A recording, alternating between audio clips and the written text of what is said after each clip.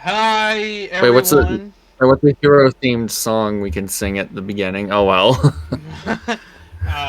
Welcome back to another episode of the Vulture Culture Podcast, the only podcast where you can sit back, relax, and hear about three people talking about a bunch of bullshit that probably doesn't matter to the modern day. But hey, you know what? We still have a lot of fun. I'm here with Sirplayalot and Roxy Reviews. Hello, you two. Hello. How is everyone Hi. doing tonight? I'm doing well. It's a nice, cozy atmosphere. Don't know if a snowstorm's gonna pass by or not. Where I live, my snowstorms are finished. So, pretty happy Mine about that. haven't come yet. That is I mean, it's assuming it definitely even snowing a snows lot here. here. So, I kind of want it to snow, but I don't want it to be. And I mean, it's Florida, so it probably won't be like 10 feet or anything. hmm You know? yeah. Um, well, today's have been a long time coming. Sorry. The end of the quadrilogy Yeah. of character focus. Unless we do like, I Anti-heroes. just thought of this, or no, I just thought of this for a Valentine's special. We could do like a top 5 favorite couples. Oh, that would be kind of cute. I kind of like that idea. That sounds adorable. Top 5 cutest couples. Um, I had an idea for top 5 best anti-heroes as like an idea where it's like they were a villain at one point, but then they either joined the main cast as a hero, or they're good. They have good intentions, but the way how they do it is bad. Something like that. But we're not doing So that. characters like Venom, Shadow, or Red Hood, Or basically. Barbosa. Dwayne Johnson as Black Adam. Punisher. So on and so forth. There's a lot of characters we could do that for. But anyways, we're not doing that today. Because if we were, we'd be talking about it. Instead, we are ending off the quadrilogy after a couple months of us not talking about it. We are doing top 5 worst, or sorry, no, top 5 best protagonists.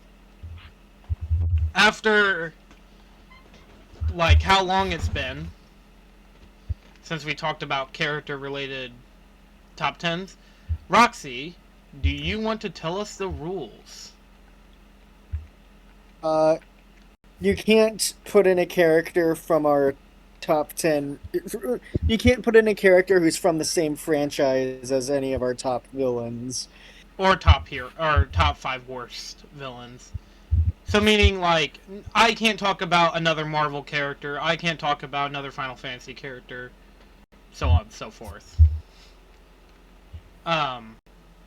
So, by the way, did any of you look at my list and see if any I characters like? I mean, I didn't even. I don't Let think me let we me look at this. cross. I don't think we cross I didn't paths. even actually. I still haven't made an order. Well, Actually, well, Oh my! I'm just gonna. it's alright.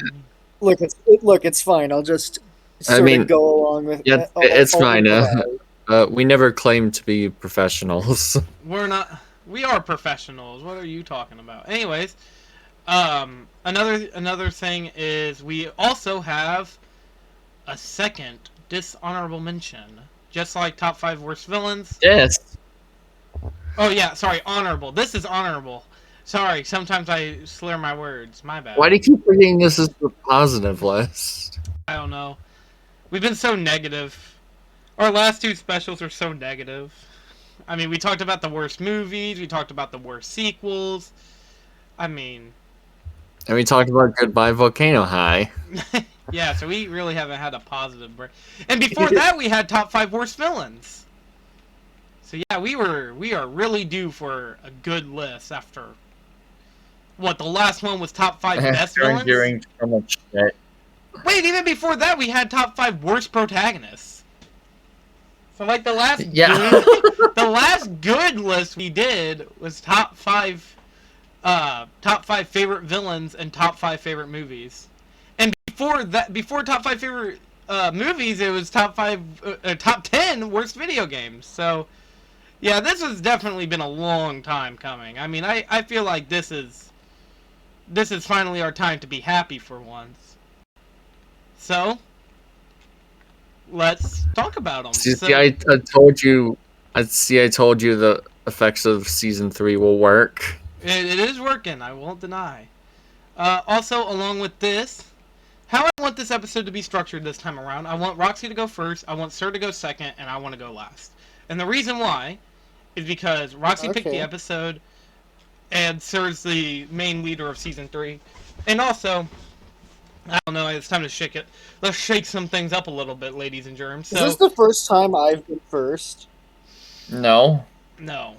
You were first a different I think you also went first in, like... top 5? You were definitely first in, like, I think, worst protagonist. I think so. Damn, I gotta... If not that, then definitely really, fictional crushes. I really gotta just look at the list of 8 that I made, and then... remove one of them. And then just... Because we're doing only top 5.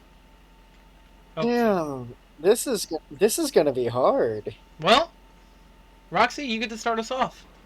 Who do you want to talk about first? Well,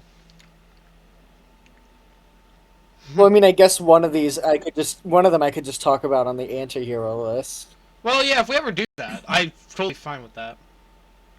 If you ever do an anti-hero, actually a couple of these I could just talk about on the anti-hero list, even though they're still main characters. Mm-hmm. I don't know. So then my first honorable mention will be Luigi from Mario. Woo! The go! Oh yeah, Luigi number 1. Look at him go, it's Luigi. Okay, it's funny because, like, the most defined and distinctive Mario characters are like Luigi, Bowser, and Wario. I don't know, and Daisy. I don't know why it's those 4 who seem to be like Huge the ones with the strongest personalities. But and like, Waluigi, don't forget I don't know. Waluigi. Waluigi did a lot of stupid Waluigi, shit. yeah. I mean, hell, I'd even say like some of like the lesser known Mario characters that are like from like the RPGs are also very well known. Like Fawful. I just meant that like the main characters. Yeah, if you mean like main cast, these are like. I mean, Waluigi. Rosalina. Waluigi is kind of hard to consider a main character because he isn't in any of the mainline games, unfortunately. I mean, Rosalina as well. Yeah, well, no, I wouldn't consider Rosalina to be a main character either. I mean, yeah, I mean, Yoshi definitely is. I mean, she does but she does do a lot. I mean, she's like the main character. I mean, she's like one of the biggest parts of Mario. Anyway, I mean, look at Luigi. Look at him. He's fucking hot. Anyway, Luigi the goat. That's why it is kind of funny because originally Luigi only existed just to be a second player. Mm-hmm. In fact, the game is called Super Mario Brothers. The player 1 is called Mario, means that their last name is Mario, which is actually even referenced in the 1993 Super Mario Brothers movie. Mario, Luigi, Mario. Mario, Luigi, Mario. I love the Nostalgia Critics clip where he literally tells Bob Hopkins Mario to shut up while he's trying to ask Luigi what his last name is, and he keeps answering that his last name's Mario. He's like, shut up. Anyways, Luigi. I love Luigi. I think Luigi's cool. So yeah, continue. Luigi is one of those characters where it's like, technically speaking, this franchise doesn't even really need to have proper characters, but I'm glad it does. Mm-hmm. Mario is very cool about it. Sorry, continue. I have a lot to say. For a game where the stories, for a game series where the stories literally don't matter at all. I think it's really cool that they. I think it's really cool that they went out of their way to have, like, basically every recurring Mario character has some kind of character, but Luigi definitely stands out the most. I would say it's kind of crazy to also think that Luigi has like his own.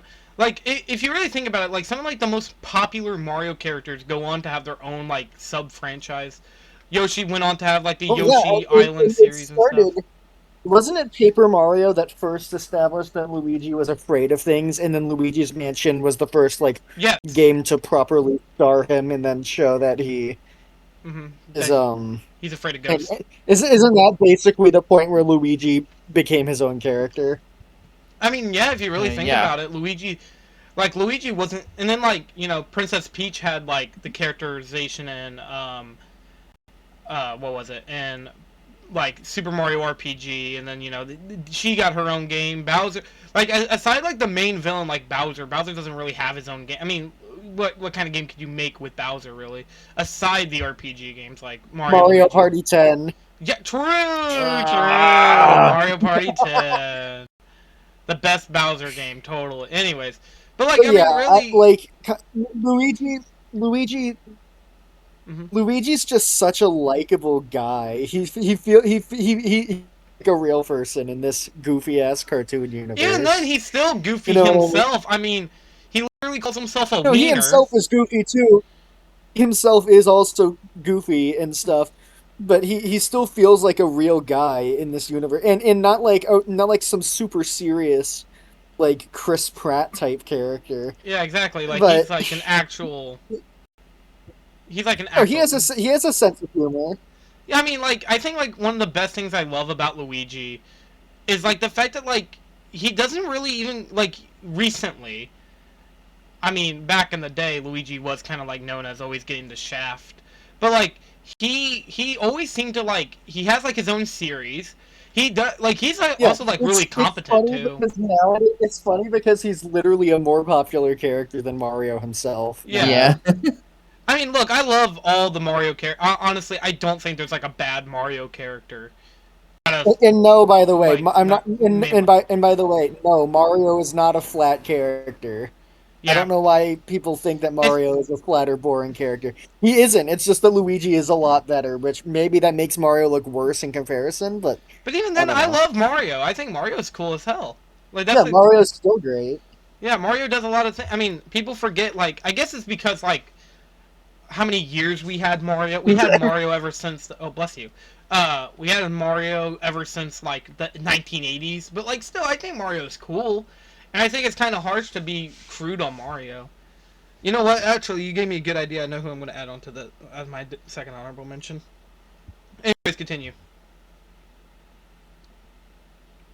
But yeah, like Luigi, I like that Luigi just feels like such a well-rounded character. You can basically adapt him to any situation and it'll work Mm-hmm. because he you know what I mean. He just feels like a fully developed character to the point where even though the Mario series didn't even really need to have fully fleshed out characters, I'm glad they did because it makes it so much more interesting. I think that And Luigi's the best example of that, I would say. yeah, I mean honestly, the Mario series as a whole is so cool. Honestly, I'm kind of sad that so many people don't really think of the Mario series in high. Like there are people who like love Mario. Don't get me wrong, but like there's so many people that just think it's like, oh, it's just a platform games. There's not a whole lot to them. But then like if you look outside of it, like the RPGs or Luigi's Oh Mansion wait, or you said you were gonna add enough. You said that me's talking about this was gonna give you a note for another protagonist. Let me guess, Donkey Kong is on your list. I was gonna add Donkey Kong, but I changed my mind. I was gonna talk about Donkey Okay. Kong for a little bit, Oh, but I wow. I decided not to because I just want I'll just tag it along here. I think Donkey Kong is also one of the characters that could easily just like obviously Donkey Kong continues to be one of the more cooler characters outside the Mario franchise and like can work on his own. I think Luigi can work on his own. There's like only like a few Mario characters that I do not think can work Yeah. on their own. And I think like Nintendo does like the best job at like giving it to characters that truly deserve it. Like Really, the only recurring Mario characters I can really not imagine as being secondary roles are the Koopalings and Bowser Jr. and even and like yeah, like even then like you could just imagine a cool Bowser game that can have them be part of it. I mean, fuck, Bowser Jr. had his own side mode in Yeah, that's why Mario I and said Luigi. Yeah. that, Oh, sorry. yeah, that's why I said they're the only ones I can really not imagine ever being the actual main character of anything. But see, that's the crazy thing. They did. They had uh Bowser Inside Stories like Anyway, secondary DLC. Sorry, back to Luigi. Back to Luigi's Luigi. cool. I do think it's interesting that they took the fact that he was basically not even really meant to be a character at first, and they actually made that part of his personality, because like the characters in Mario don't appreciate him as much as Mario. He himself is very shy and timid about it because Mario gets more attention. Hmm. But like, it's not like Mario's a bad guy or anything. Yeah, Mario just doing what he It's can. it's not his it's not his fault that people give him more praise. Yeah, I That just mean, sort of happened. yeah, I'm glad that they did well with like honestly, even like in like other games, like in like they give him more personality, like in the platformers, like he's more he can jump higher, he slides around Yeah, a lot more. It's he's cool. I like that.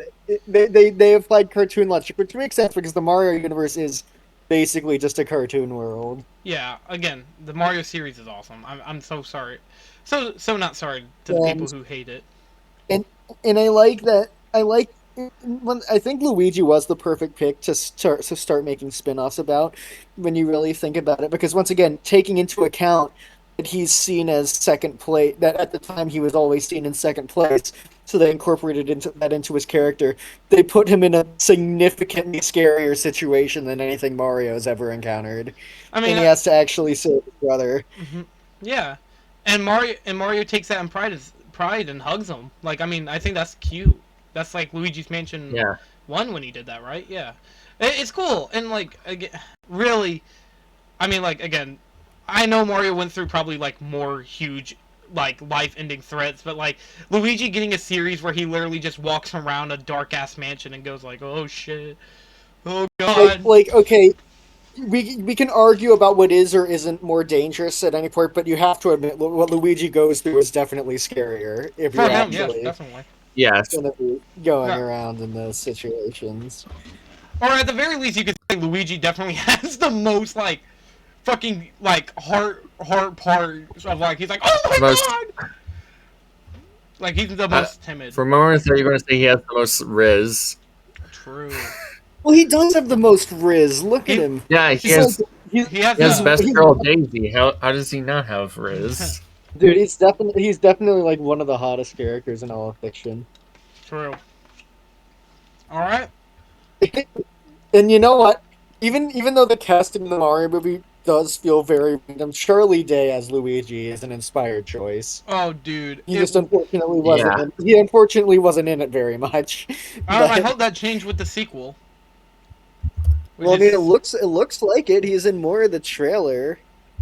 yeah, and honestly, They also Yeah. brought Birdo back. That makes me happy. My wife is in the Mario Galaxy movie. I feel like Roxy, genuinely, I feel like you're gonna love this movie a lot more. I think you are. It hasn't won me over, but it does look better. Does Yeah. that make sense? Yeah, it does Yeah. look.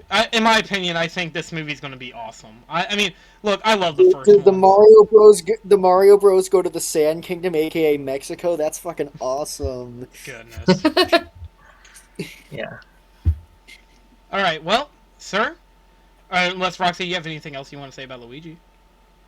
Let's see. Didn't they make Luigi one of the bad guys in like a Paper Mario game, but he was Yes. mind controlled? or Yes, something? Yeah. The Mr. L. Yeah, super mysterious Mr. L. That's so stupid. It's funny. Yeah. I just remember, didn't Matt Pat make a video where he was like, "Guys, see, hypnosis doesn't actually make you do something you wouldn't normally do. So Luigi actually does want to kill Mario. Oh my god!" Because Matt Yeah. Pat's a fucking hack. God.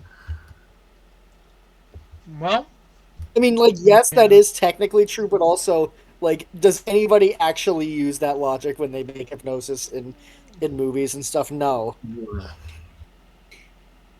well, I like Luigi too. I think Luigi's super underrated. Yeah, Well, not Luigi's a super great underrated, character. Yeah, a lot of people. What do you Luigi. mean underrated, Caroline? He's literally the most popular Mario No, I character. know. That's why I said I messed up. My bad.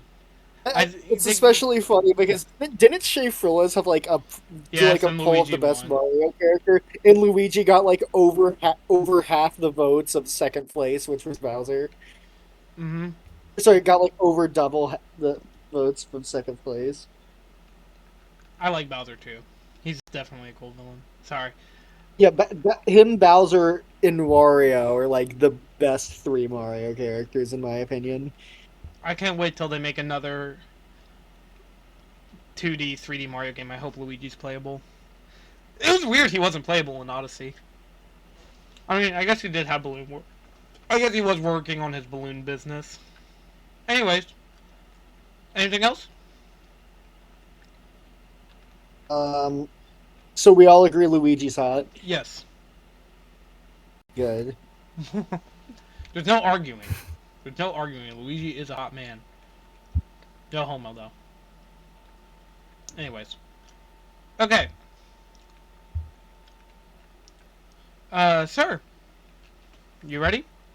Yes. For your first honorable I mention? am glad we're able to do like the 2 honorable mentions because I feel bad for leaving a few characters out, but this one especially would have gotten me. Okay. That being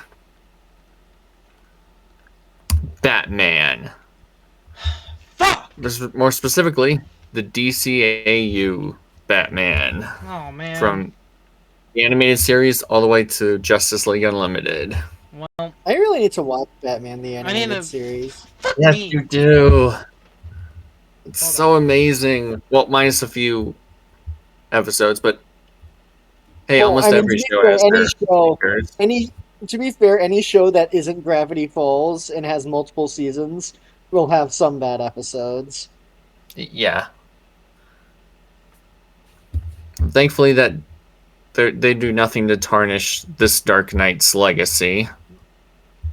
Hey, wasn't there Crisis on Infinite Earth? No, I'm kidding. Nope. That's not canon. It was me, Barry. Or if it was at least a different version of the DCAU. Yeah, hopefully. Probably the one that contained Batman and Harley Quinn. Alright. Well, anyway. Continue. Well, I put him on here mainly because I feel like out of every iteration, this one captures what makes Batman work the most spectacularly. Well, for one, it's visuals. I think superheroes just naturally work better in they can and have worked in live action, but I think the medium of animation is where they strive in the most. Yeah. I mean, like, to be fair, like, especially for superpowers, especially with, like, stretchy superpowers, those are just never, ever gonna look real. Yeah. Yeah. But, I mean, I'm always of the opinion that it's fine to, like, make it look a little weird because it's a literal superhero universe. But, you know, I'm always fine with it. I mean, it's always, like, what's it called? Suspension of disbelief? Yeah. Well, the iconic art style of the animated series, with all the darks and highlights, really captures Batman. So it's the look and feel of Gotham, which, even in the silhouette, he still looks intimidating, but he's not overpowered, as he actually does get captured a few times. Well, I mean, who wouldn't be able to resist a hot dog? True. Yeah. It's true. Sir, do you even know what video I'm referencing? Yes, I have seen it before. Why did somebody make that? I mean, it's funny. That's the answer. I especially find it funny they chose the animated series specifically to draw. Super serious Batman eating a hot dog goofily. Isn't the animated series where Harley Quinn first originates? Yes. Also, sorry. Of course, if I got into that, we'll be talking about the animated series as a whole. In that case, Well, just maybe go we watch should do the an top 5 episode on favorite it later episodes. if you want. I Oh, mean, we could. after we finish some other things we need to get done, you know what I mean? Yeah. I do want to say originally, because now it's no longer the case. I had the Batman on my list, but I removed him because I feel like it'd be a little redundant to talk about two Batmans. So I Yeah. removed him from the list. All I'm going to say That's about cool. him, all I'm going to say about the Batman, real quick, if you don't mind, just as fast as I can.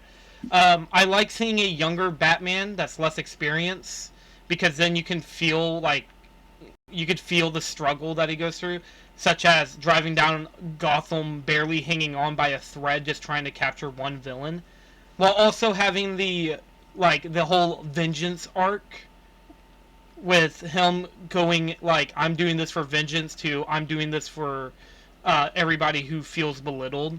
And instead of being instead of being like DC EU Batman, where he's just a mindless brute acting more like the Punisher than Batman, this Batman at the end of the movie redeems himself as thinking, I don't need to be just a brutal vigilante, I need to be a beacon of hope for Gotham. Hopefully the Yes. Batman Part 2 is good. I You have brought not... up a good point. As I was going to Mhm. put this at the end, but good to bring up, like, this Batman definitely, along with the Batman, feels like the most, like, Comic accurate. down to earth and humanity. Mhm. In terms of his humanity, how he truly sympathizes with his foes like Baby Doll and Two-Face. Two-Face especially, as he appeared in, like, I think 2 episodes before his transformation. Harvey, yeah. They were acquaintances at one point. Hopefully Sebastian Stan does a good job as Two-Face, as he has been cast to play Two-Face and The Batman? yeah, in the Batman Part 2, he has been cast to play him. Which I'm hoping they Yeah. don't do. One thing And about... speaking of Oh, that, sorry. sorry. You finish. I just want to say, just to end off my Batman segment, I hope that the Batman Part 2 continues to stay outside of the DCU, because that's one of my biggest problems with the idea of this new Batman that's coming in, which is Brave and the Bold Batman. I don't like the ideas of Batman I like the idea of us getting to know who these characters are. Yes, everybody knows who Batman is. Everybody knows who he is.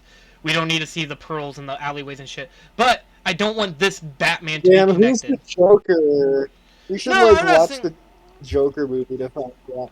No, I'm not saying Watch Joker 2 to find out. Yeah, I don't need... dear. I don't need anything like that. What I like to see is them starting off.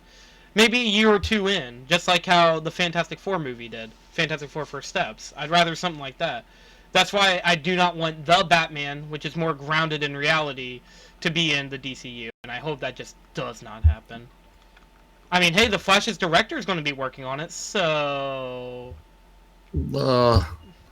There's enough of that. Alright, No. continue. The cast of You brought Batman the Animated Series. Sorry. The cast. Of course, specifically the late and great Kevin Conroy, who, my opinion, adds to why he is the definitive Batman, as you can tell from his deep, grizzled voice, and switch, as well as his normal "Hi there, Bruce Wayne" voice. Mm-hmm. It is distinct enough, because I think there's an element from Michael Keaton's Batman that works well. It's how he's able to flip between Bruce Wayne and Batman. Here he literally does it in a scene. Yeah. Where it's like, he gets a phone call in the Batcave and he's like, "Oh, hey, what's up, Doc?" Or hey, what about Adam West Batman? He did the exact same thing. He had to play as both Bruce Wayne and Batman on the phone while talking to the commissioner and the mayor. And he's just like, "Hello.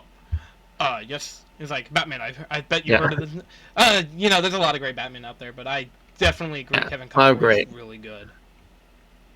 They're excellent. Kevin especially takes it for me.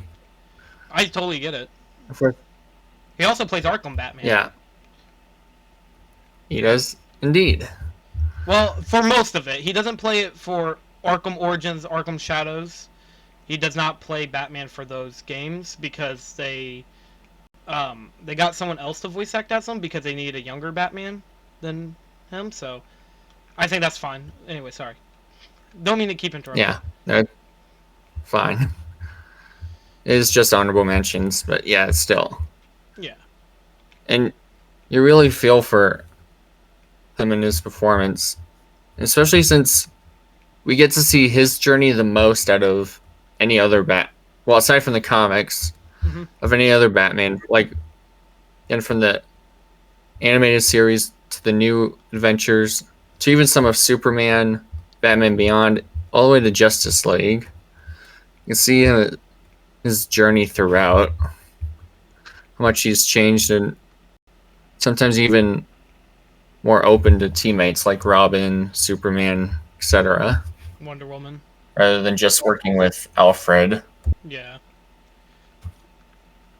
Well, I fully understand why you picked Batman from Batman the Animated Series, especially because Joker was on your top 5 favorite villains, so.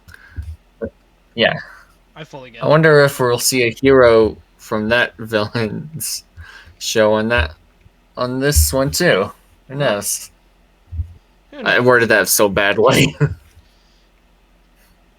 But yeah, that's Kevin Conroy's Batman.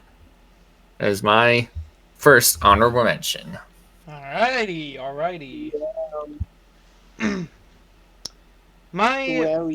I guess my honorable mention is actually from something I watched pretty recently. It's James Sunderland from Silent Hill 2. Which, I thought you said that movie wasn't good. It's not really about the movie because, while yes, I do think that the actor does a good job playing James Sunderland, the game is what it really reminded me of. So, if you don't know, Silent Hill is kind of one of those series like Resident Evil where, while some themes stay the same, most of it changes. For example, Silent Hill 3 deals with a cult, Silent Hill Downpour is shit, PT deals with more psychological torture, yada yada yada. I mean, the entire series does. But anyways, what makes James Sunderland a good protagonist is the fact that he's not a good person. And mostly the game lets you decide if you think he's a good person or not. So throughout the game of Silent Hill 2, you go back to a place called Silent Hill, which is the main location, and James is trying to find his wife, Mary, who died years ago. He even says himself, she died of that damn disease years ago. And of course, there's also many iconic moments. But James Sunderland is, in my opinion, the best way how you write a horror movie character in a game. Or a horror game character. So, if you all remember from top 5 worst protagonists, I brought up how I did not like Ethan Winters' portrayal.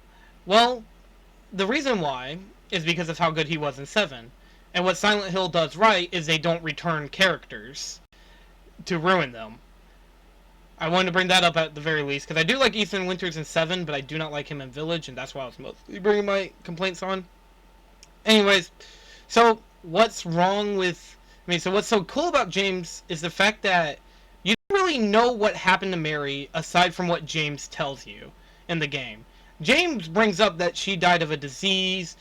Oh yeah, also, spoiler alert, I'm going to spoil most of Silent Hill 2 for everybody. Because I know we won't be... Oh yeah, we forgot to mention that in the beginning. We're going to be spoiling. Well, at the end of Silent Hill 2, you find out the truth, which is that Mary was murdered by James. But he had a reason for it. She was dying. And while she didn't, as much as he was, not wanting to do it, in the movie, they change it to where she says for him to do it. But what I liked more is the fact that in the game, he did it himself, so then he didn't see her suffer. And throughout the entire game, the game wasn't about about anything about trying to find where Mary is or anything. No, the game was about James coming to terms with the fact that he basically murdered someone. Someone that he loved, someone that he promised to keeping alive and everything. And I find it so interesting. You meet all these other characters like Eddie and Lorraine or Laura, but then you meet this one girl, and she looks exactly like Mary. That's not Mary. I mean, it's not like a real person. That person is what James always wanted of Mary. And it's so interesting. Silent Hill 2 is such a great game. I beat it. I didn't have it on top 10 favorite games. I would now after rewatching the movie. But it's just so interesting. I love how the plot like reveals itself in that basically the game was telling you a lie the entire time about James and who he truly was. I think James is a bad guy? Yeah. And you don't. Well, it's actually a question of it's the question of would you kill someone if you knew that the remaining time of their life they were going to suffer, or do you let them suffer? And that's the choice. So it's like it's like what people do with cats. With who? With animals? Cats. Yeah, with animals. Do you just let them live and suffer, or do you put them out of their misery? And it's so good. I love Silent Hill 2 a lot. I've been really like I tried playing the other Silent Hill games. I'm not the biggest fan of Play Novel. I'm not the biggest fan of like I like what I've played of 4. I played like 2 hours of 4, but I don't know. I don't think there could ever truly be a game like Silent Hill 2. I love it a lot, and I would genuinely recommend the series to anybody who loves horror games. But anyways, that's enough of me talking about James. If you haven't played Silent Hill 2, play it for yourself. It's great. Also, it's the fact that like James, like for the most part, he does act like a civilian rather than a big burly gruff guy that this series was starting to get plagued with. Really, I mean, this type of series was trying to do more of. Resident Evil with Leon Kennedy and Chris Redfield, which I like those characters, but I think it's always cool to play like an innocent person who doesn't understand what's happening. Anyways, that's all I have to say. I mean, I would lose every understanding of what's happening if I saw there was a dog in the control room. Oh, one last thing. Pyramid Head, pure genius. On a writing level and on a conceptual level. Well, I mean, yeah. I mean, the part where he shows up and scares Pim was awesome. No, I mean, do you know who's under the mask? James is under the mask. Really? Yeah. That's the twist. Pyramid Head is James. And I love it! I love it so much, it's so cool! Like, it's such a awesome reveal. Wow, because yeah, I didn't. And you know what? I mean, as much as I don't care for the movie, I love how they revealed it in the movie, where James is like seeing the false Mary getting stabbed through the chest, and then it zooms in on the mask, and you see James on the other side. Look, I like it. It's awesome. Yeah, such a cool reveal. I knew about the dog ending choice, but I didn't know about this. That's awesome. Silent Hill is a great series. I would love to talk about it at some point, but I know that I should never do that to Roxy. If Resident Evil gave you a hard time, Roxy, oh my god, Silent Hill would actually be the final nail in the coffin for you. So I won't force you to ever play it, okay? Just, like, you know, as much as, like, honestly, I think Silent Hill 2 really got bumped up on my list of best video games ever made. Anyways, Roxy, speaking of which, go ahead. We're on our second honorable mentions. Yep.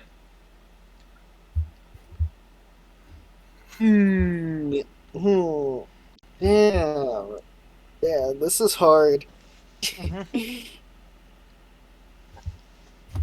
Should have made this a top 10 list, huh? I'm kidding. Okay, I'll go with Isaac from The Binding of Isaac for the next honorable mention. Alright.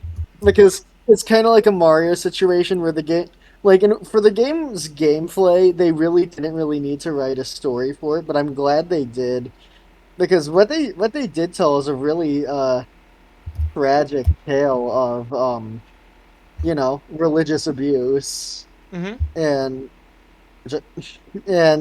yeah, so basically he's just entirely a victim in this situation with no agency of like his parents' divorce, his dad hanging himself, his mom getting into drugs and abusing him. So basically what he did, basically the entire game is literally just a game that he invented in his head to try to cope with what's going on. Hmm.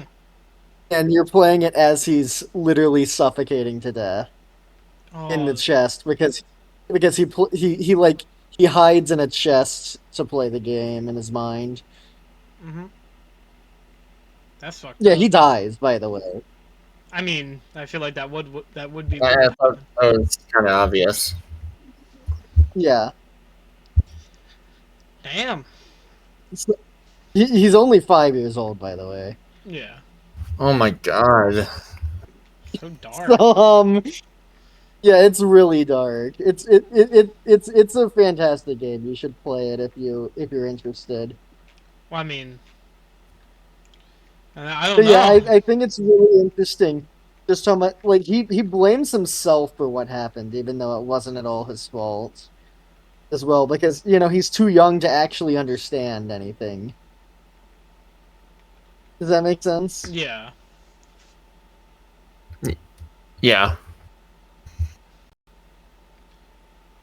And yeah, so it's really messed up because like you can see like glimpses of what he's seen and stuff within what's actually in the game. Because, like, for an example, one of the items you can find is his mom's coin purse, and when you pick it up, a bunch of pills appear on the floor that you can use, My which is God. really like the game does a really good job of blending comedy and horrible shit like that. You know what I mean? Mm-hmm. Yeah. I keep doing that. Shit. But Sorry. yeah, ultimately, I do think it's really cool that somebody told a story about that topic where the person where the person who's in said situation literally didn't do anything to justify being in it because Yeah. in real life that is a thing that happened. Mm-hmm. Yeah. It's a very Does dark that make thing. sense? Yeah. Yeah. Is there any?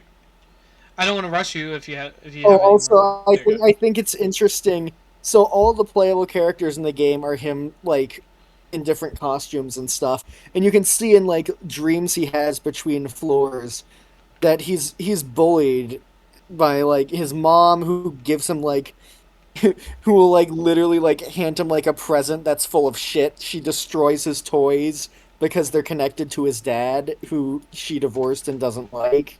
Mm-hmm. Like there's literally an entire prequel game with that premise of him playing with his toys that she destroyed, which is why he ends up playing games in his mind in the chest. Does that make sense? Yeah. Yeah. Damn. And yeah, and like his classmates literally shit on him. Ugh. What? He Gross. uh Leave he me gets he gets alone. he gets like hit in the face with a soccer ball while trying to Jeez. talk to a girl. Yeah. Why is he? One time he even just like laid down and looked at the sky, and then he saw a cloud giving him the middle finger. Oh So my like even What the if God. God fuck? is even God in this universe fucking hates this kid. Yeah. I mean, yeah. Since his mother may or may not have had a vision telling her to sacrifice him. That's part of the game in his mind. But I do find it interesting, and it is very telling from what it is that his mom and dad are both some of the final bosses in the game, because Ultra Greed, who's the final boss of Greed mode, is a representation of his dad, who had a gambling addiction, which led to all this happening, and and you know he hanged himself, which is literally shown by the fact that when you enter the room, Ultra Greed is hanging from a noose, and he cuts himself down from it. Damn. And for his mom, when like she's multiple bosses throughout the game, Mm. and like when you fight her for the first time, she has like a giant leg that stomps throughout the room, and like her eyes and pieces of her flesh come in through the doors. So it's clear that like the way he sees her, while still human in a way, is very distorted and Fucked up. bad because yeah.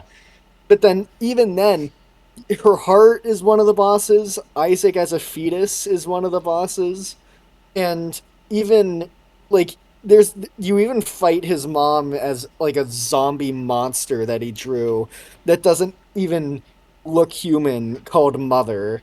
And yeah, the cut scene you get after the cutscene that you see after beating Mother is actually him drawing a picture of a monster and then naming it Mother, and then his mom enters the room, forces him to show her what she's drawing, and then she kicks him into the closet. Damn. Jesus. So yeah, basically his life fucking sucks. Sounds like it. He's only 5 years old. Yes, he's only 5 years old. Golly, gee Did you forget willikers. about that until Sir I just didn't brought know it he up was again? 5. I didn't know he was 5 years old. Mom basically said, "Fuck you, kid, Yeah. you're a dick," and then treated him like shit. Fuck you, kid, you're a dick. Anyways. And he has the very very relatable nightmare in one of the sequences where he goes into a public restroom, takes a shit, and then realizes there's no toilet paper. The biggest worry of his life right there. Dude, dude, that's like the worst thing ever. Yeah, it's like it's already bad enough when it happens at home, but in a public restroom, it's even worse. Golly. Yeah.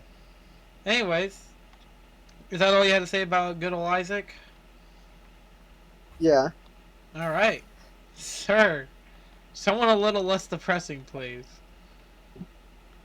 Don't worry. As actually, if I were allowed to, this character would be either I think number 3 or 2 on my list. Hmm. Yeah, and it's a much started off more happy and chipper care before what happened later. Okay. You you know her, you love her, you may have heard of her before. It's Luz Noceda from the Owl House. I'm surprised she's only an honorable mention for you. Yeah, because I already talked about Belos in favorite villains. Oh, that's what. Sorry, I literally forgot what you just said. So yeah, okay, that's why I was confused then. Yeah. um, Mm-hmm. let's see. Where to even start with The beginning. her? Yeah, in the beginning, where we see her all, as I mentioned, all happy, chipper, a perfect representation of a nerd character, which so many movies and shows get wrong. Okay. Just as a, insert like the a fucking the Discord mod character from Animaniacs. yeah, or better yet, Bazinga. Anyway. Gotta have to be. Isn't Sheldon supposed to be like autistic or something? And then the creator said, "Oh no, he actually isn't." Even though clearly the intention was for him to be autistic, even though it's portrayed really inaccurately and badly. Yeah. Okay, I have to pee. You can keep talking. Anyway, but yeah, she has a hard time fitting in due to how weird she is with her hobbies and interests. So, of course, she was going to set up to a summer camp, but then we see her book get stolen by Albert, and takes her to the realm of the Boiling Isles, or the Demon Realm. Of course, she ends up staying there for, well, not selfish reasons, as, or depending on how you view them. It's just a camp to train you like act normal, I guess. We don't really see it, but yeah, she stays for the summer and wants to learn magic from Ida. Of course, sorry. Well, won't spoil the entire thing, of course, but things definitely go wrong, and a twist is definitely revealed to the point where. Actually, I'll spoil that since we just talked about it in favorite villains. And favorite twist where she unintentionally helped Bellows, along which mentally breaks her to the point of depression. Which is really sad and hard to watch. It's literally not until like she's on the brink of death, or after she already died somewhat. I told you this video would be spoilers. Yeah. And the Titan helps her snap out of it. And that's also after she realized what she wanted all along in life is to be understood. She's always been an outcast. With her. Like, I think she's definitely one of the protagonists on here I relate to the most with all that. So, I sadly can't relate. No, I can't relate to her love life. Which, yeah, she ends up befriending and even falling in love with Amity Blight. I'm back. It's like tough. What? Draco Malfoy, but as an acceptable character. Draco Malfoy, if he was a good character. But yeah. We got Okay, I gotta restrain myself from talking about Amity because I could go on and on about her too. Maybe in the video idea I mentioned. Wink, wink. Nudge, nudge. Yeah. Relationship with her is great, and so is her friends. And even befriends an enemy at one point, Hunter. Shows. And her foster family, Ida. Well, not foster, found family, Ida and King. As she helps them out in a way. It's a point where you could literally say she's the light of everyone's life. The blight. Yeah. Man, you're probably so sick of hearing that laugh. Oh, dude. I was definitely sick of hearing it during Moonfall. Oh, I was. Yeah, so context, we planned to do a Moonfall as an April Fool's video, and then we did a watch party on it, and I'm the only person who actually had any ounce of fun. It was one of the worst. So they don't even want to do that. No, I literally don't. Like unless I get two things out of it. And Sir gets two things out of it. Let's talk about that off camera. Yeah. Well. And I love her goofy personality, though she's still, of course, grounded to earth and really funny. Like, literally, I don't think I can name another show that's gotten me to like actually laugh out loud in the first 30 seconds starting. Like, that's impressive, honestly. Yeah. Yeah, and that's Luz Noceda for you. An amazing protagonist for what is one of many things that makes the Owl House an amazing show. If you want to hear more about that, go watch top 5 favorite TV shows. Or watch it for yourself. Or that. Get us more watch time. I mean, sorry. Who said that? Go ahead. Wait, who's next? Me? Fuck, it's me. Okay, well, since I had to remove Batman, I guess we can talk about a character that I did briefly bring up. The Kong family! And this includes all of them. This includes Cranky, this includes Diddy, this includes Funky, Wrinkly, all of them. I think out of the entire Mario... So they're finally here, performing for you. If you know the words, you can join in too. So if you don't know... Put your hands together if you want to clap. If you don't know the Donkey Kong series... Monkey rap. Huh. Anyways, if you don't know the Donkey Kong series, well, where have you been? But basically, most of, like, Donkey Kong's games... Like, the protagonists are not always the strongest part. I would say, like, DK Bonanza was, like, the one that, like, actually seemed to really care about the characters. Character writing and stuff. Meanwhile, I think Donkey Kong, out of every Mario character, of, like, the mainline series, Donkey Kong always worked the best. Because you could do a whole lot with Donkey Kong, unlike what you can do with, say, like, characters who are directly tied to Mario. Like, I think Yoshi could work fine, but you could definitely feel the Mario... Because Donkey Kong is connected, but more of his own thing. Yeah, Donkey Kong really does act like it's his Luigi is really Mario's brother, but also is still connected to him, even though he can be in things on his own. Donkey Kong is at least a completely independent character who just happens to be friends with Mario, basically. Or enemies, depending on who you ask. Because of Mario vs. Donkey Kong, the Donkey Kong arcade games. But I'm talking about, like... Donkey Kong? It depends on who you ask at this point. It could be Cranky, it could be someone else. But anyways, I'm not just talking... Who even knows anymore? It's actually Donkey Kong's crazy brother, Shronky Kong. True. So if you don't know what but I'm not just talking about Donkey Kong here.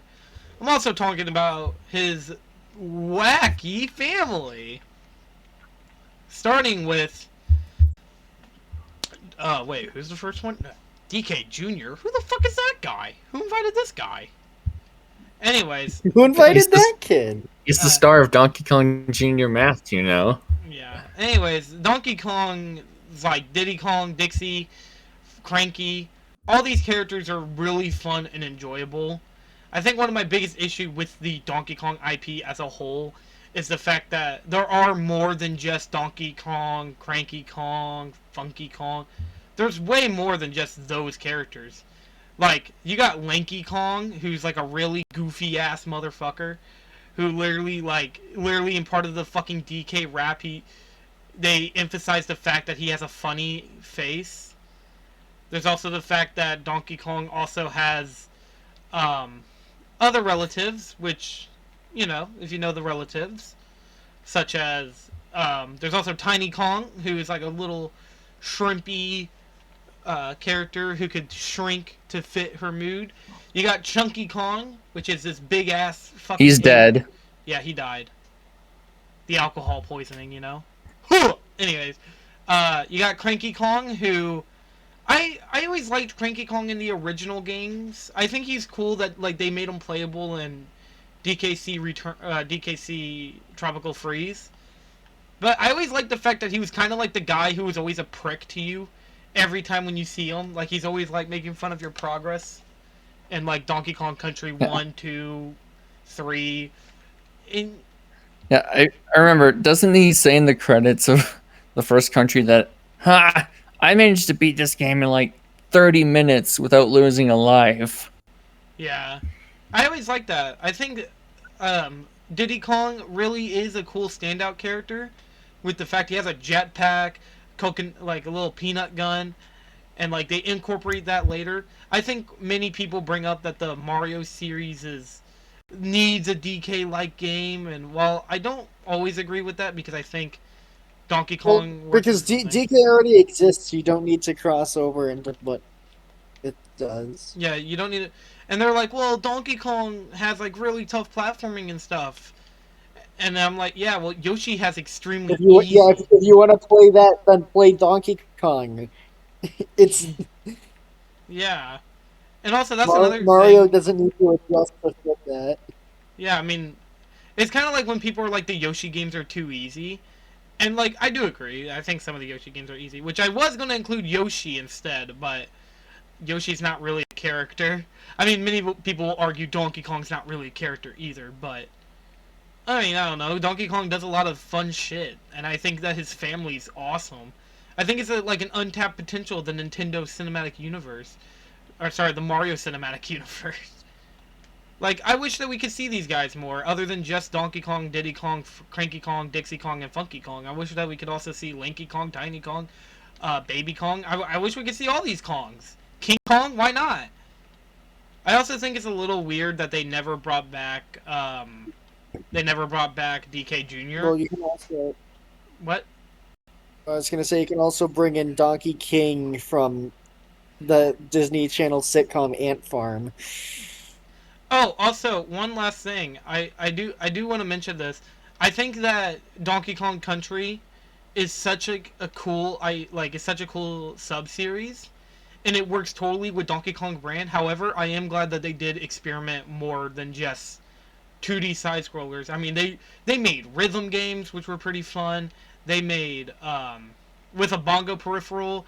They made technically another platformer with bongos. I don't know why they thought they had to combine it all, but okay.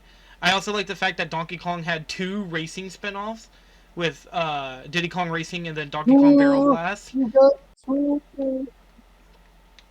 And overall, I just think that the Donkey Kong series, along with just the Kongs themselves, it's a lot of cool, interesting ideas that they work out so well, and I'm so glad Rare developed it. Honestly, Rare has such a cool cast of characters that I cannot wait to see. I cannot see what Nintendo will do with them next. Wasn't there a Diddy Kong racing game with like a bunch of miscellaneous characters for no reason? Yeah, with Banjo and Conquer before they had their game debut. Yeah, and that's cool. And then they remade the game on the DS and got rid of those characters, which I think is a little silly, but hey, who knows? Maybe we'll get Diddy Kong Racing on Nintendo Switch Online. Who knows? Is there anything else I want to say about good old Donkey Kong?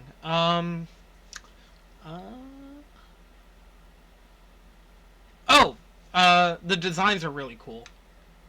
They all look cool. So yeah, there you go. That's all I had to say about... Who's the hottest Donkey Kong character? Lanky Kong, obviously. You disagree, you're fucking stupid. Also... Oh wait, hold on, wait, one more thing. The Donkey Kong Country TV show is so fucking goofy, I love it. Donkey Kong Country TV show episode when? Whenever we do the Donkey Kong Country Returns episode. Then we'll do that. Anyways, anything else to bring up? Nope. Okay. Go ahead, Roxy. Now on to your number 5. Oh. Yeah, I guess I do need to think of an order, don't I?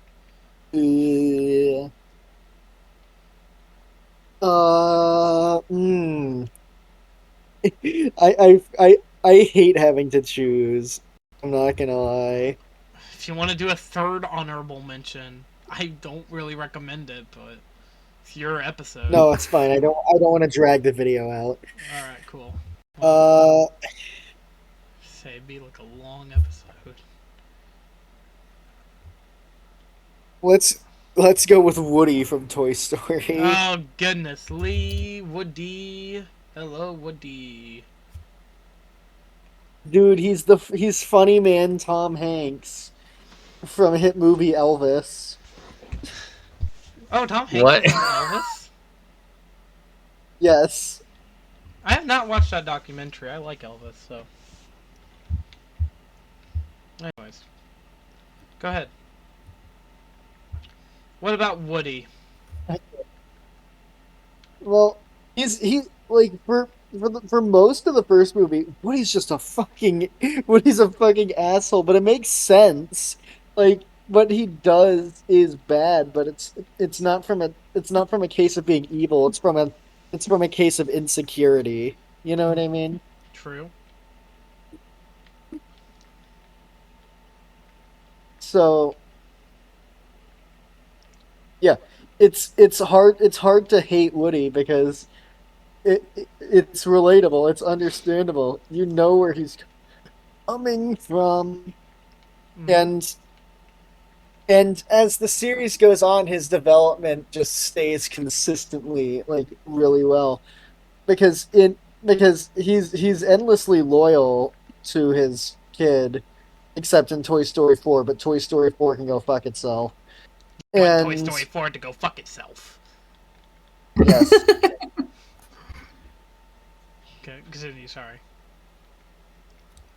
no, it's fine. And just like so in the first movie he's attached to Andy, but more so in a case of like how can he serve me, and it's less of a how Andy or the rest of the room benefits, but then he learns to overcome that and just be there for Andy. Yes, he preached being there for Andy when he needed them, but that was from a place where he never thought he was ever going to actually be challenged on Mm-hmm. that. You know what I mean? Yeah. Yeah. Then for the second movie he gets injured and thinks to himself, well, is it even worth risking dying to be with Andy, even though I like being with him? And Stinky Pete actually manages to convince him no before Buzz comes in and is like, hey, you know, it's worth it. And then, they rescue Jesse and get out of there. Yep. Toy Story 2 is an incredibly Toy Story 2 is really introspective in that regard on Woody. I think it's the best movie in the The. trilogy. I mean, I think that too. I mean, it is the best. So. Anyways, continue. Sorry. Yeah. So then, Toy Story 3. And then Toy Story 3, now that they're actually in the situation they're anticipated, they knew it was going to happen, but now they're actually having to deal with it. Mm-hmm. You know what I mean? Toy Story 2 is like accepting that you're going to die, and Toy Story 3 is like, I don't know, having cancer or something. Oh, You get what I mean? yeah. Also, wait, hold on. One thing I wanted to say about the Kong family. I know we're far past it. I want to say I also include like the little animals that they use, like Squitter and Squawks, like in Professor Porkchop. Like I love them. They're all great. I include them as well into that list. There's a whole gang up there. Okay, you gotta can't have one without the other. Sorry, continue. I just wanted to mention that. So, Toy Story Oh. 4. And then Toy Story 4 shits on the entire thing, but also Toy Story 4 I just hate, and I genuinely sometimes I have to remind myself that it even happened. And then Lightyear, Woody's not even in it at all. Yeah, he was spared. You were spared, Woody. Don't worry, they're gonna ruin him more in Toy Story 5. Whenever that comes out. Well, hey, who Bro, when knows? we do the Toy Story 5 episode, you gotta either use Toilet Time, which is like a mobile phone version of where, or like for some part of the video you gotta use footage from the Parappa the Rapper level where you're fighting over who gets to take a shit. No, I'm not doing that. I'll have postal footage because he at least pisses, I guess. Or you can have the Great Mighty Pooh boss fight footage. I am the great mighty Pooh, and I come to take a shit on you. Sorry. All right. But yeah, I mean, all right, Woody. Do you have anything else you want to say about the cowboy ragdoll? Smash or pass, Woody. Pass. Anyways, okay. Pass. Sir, are you ready? Yeah. You're number 5. Of course, I'm glad to have an exception since, yeah, I remember that rule, and I'm using that card right here. Yep, you get one exception. Yep. Let me ask you a question first. Okay. Are you ready, kids? Oh! No. I can't hear you. I said fucking no, I ain't ready. Yeah. But too bad. Here's SpongeBob SquarePants. Yo, it's the goat! This is like the 12th goat I said in this video. Yeah. Spinge Bill and his... Is it just Spinge Bill? It's just SpongeBob. Yeah. Sound like a gnat, Roxy. And you already know which version I'm using. Seasons 1 through 3. As the newer stuff is just so mindless and meandering that it's not even the same character anymore. No. Even though they try to trick you into thinking they would get along, they wouldn't. Old SpongeBob would hate the new one because it's the exact mockery that he was one, afraid of. shitty drawing. Yeah, You know the one. I do. Spinge Bill. Woo! SpongeBob! Wait, you're not talking about the one from SpongeBob and Tehran? No. What the fuck is that? Oh, you don't know! Oh my god, SpongeBob and Tehran episode! We can discuss it after the episode. If the new SpongeBob is the exact form of mockery and idiocy that old SpongeBob would be ashamed of. Let's be honest. Mm-hmm. Yeah. The new SpongeBob. Sorry. He's still squeaky. I think new SpongeBob, from what I've seen, is so dense that any interaction he would have with old SpongeBob would just end like, Mr. Krabs, I want to go to sleep! Mr. Krabs, I want to go to bed! What do you think? Yeah. Okay, to be clear, Caroline, is this the drawing you were talking about, or here? Hold on. Wait. That's the one I think Roxy was referring to. Yeah. I think that was the drawing, yeah. It was either that or like a shitty YouTube thumbnail that had old SpongeBob telling him to shut up. Hold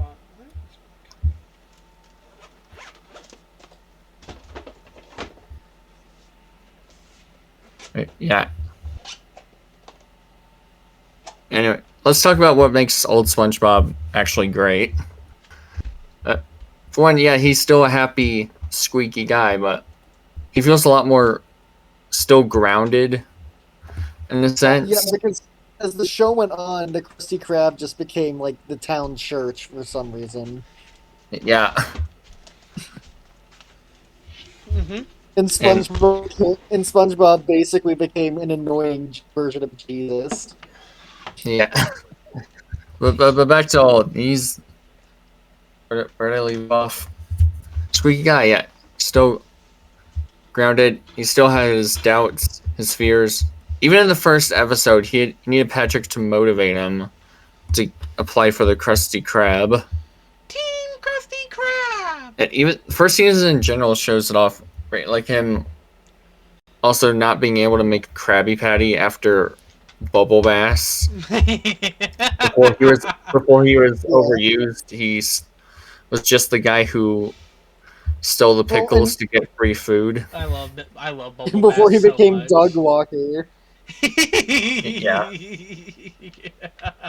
And also, like another Bubble instance of Bass. SpongeBob getting injured and then refusing to leave his house. He's just like me.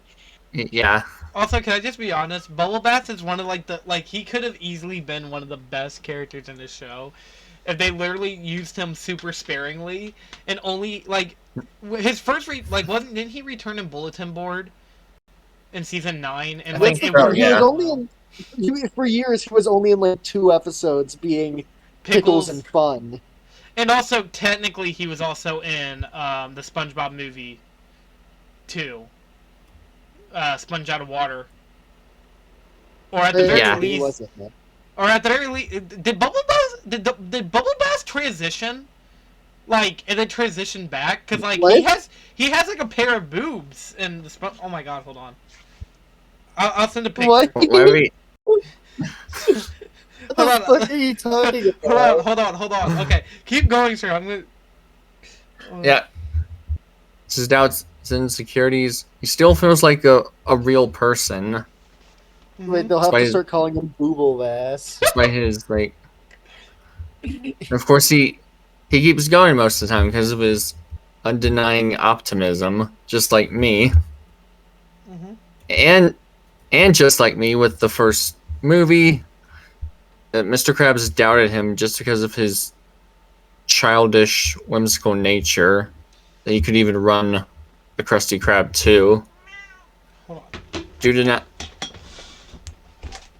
what he deems as mature, which SpongeBob tries to do with him literally getting drunk, trying to act tough in the water Patrick. Basically, it's to put on a fake maturity. I suppose what real maturity is. There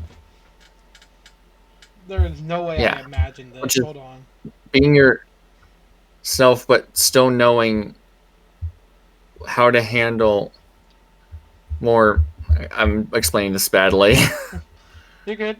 How to handle like more tough situations. I'm botching this up. Hold on. But okay. But yeah, you know what I mean, right? Like real maturity versus fake maturity. Yeah. But at least that across, and that's part of SpongeBob's journey in the first movie. Okay. Along with learning to be himself. Dude, okay, I'm sending a picture of Bubble Bath. I'm sending that picture. Cause I actually had to go onto the fucking. I had to go and find like a clip from the movie because I couldn't find it on Google Images. Okay, I'm gonna send it. Tell me this motherfucker doesn't look like they transitioned or something. Like, look at the chest. Look at the fucking chest. Caroline, the chest looks like a pair of tits. Look. Caroline, I'm not gonna. Caroline, you should know this because you consider yourself to be fat. But no, look at it! Look at it! Doesn't that look like a pair of titties? That looks like a fucking pair of tits, okay? You cannot tell me otherwise. He doesn't have tits, it's because he's leaning over the table. Dude, no! That's a crop top! That I know he has one, but like that is such a woman! That's such a woman! That is a woman right there! You cannot tell me trans... You can literally see it. You can literally see his belly being squished against the table because he's sitting too close. Okay. That looks like a pair of boobs. You know it. Can you put that in the? Can you put that in the thumbnail? God, hold on. Okay, I gotta remind myself whenever I go to edit this, or at least edit it into the video. Yeah. So the audience knows why you're going insane. No!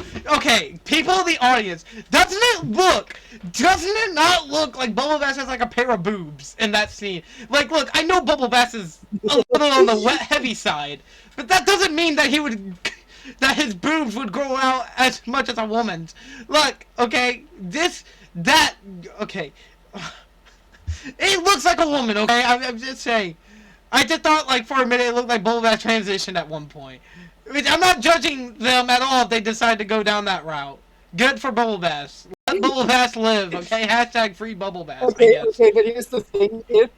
If that were to be the case, you know Bubble Bass would become a transphobic soy jack on Twitter immediately. True.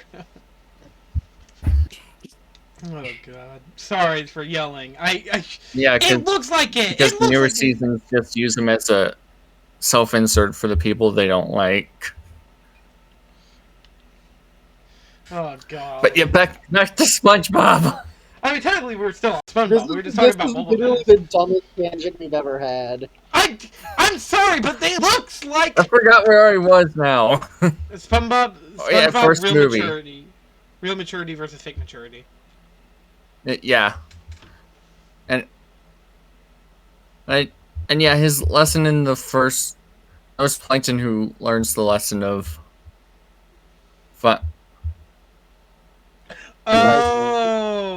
Oh, okay, that's why. I'm And fucking. SpongeBob, even during a Mad Max style apocalypse, SpongeBob still retains his optimism. It's what keeps him going through everything. What makes him so happy, even when Squidward doesn't always appreciate him.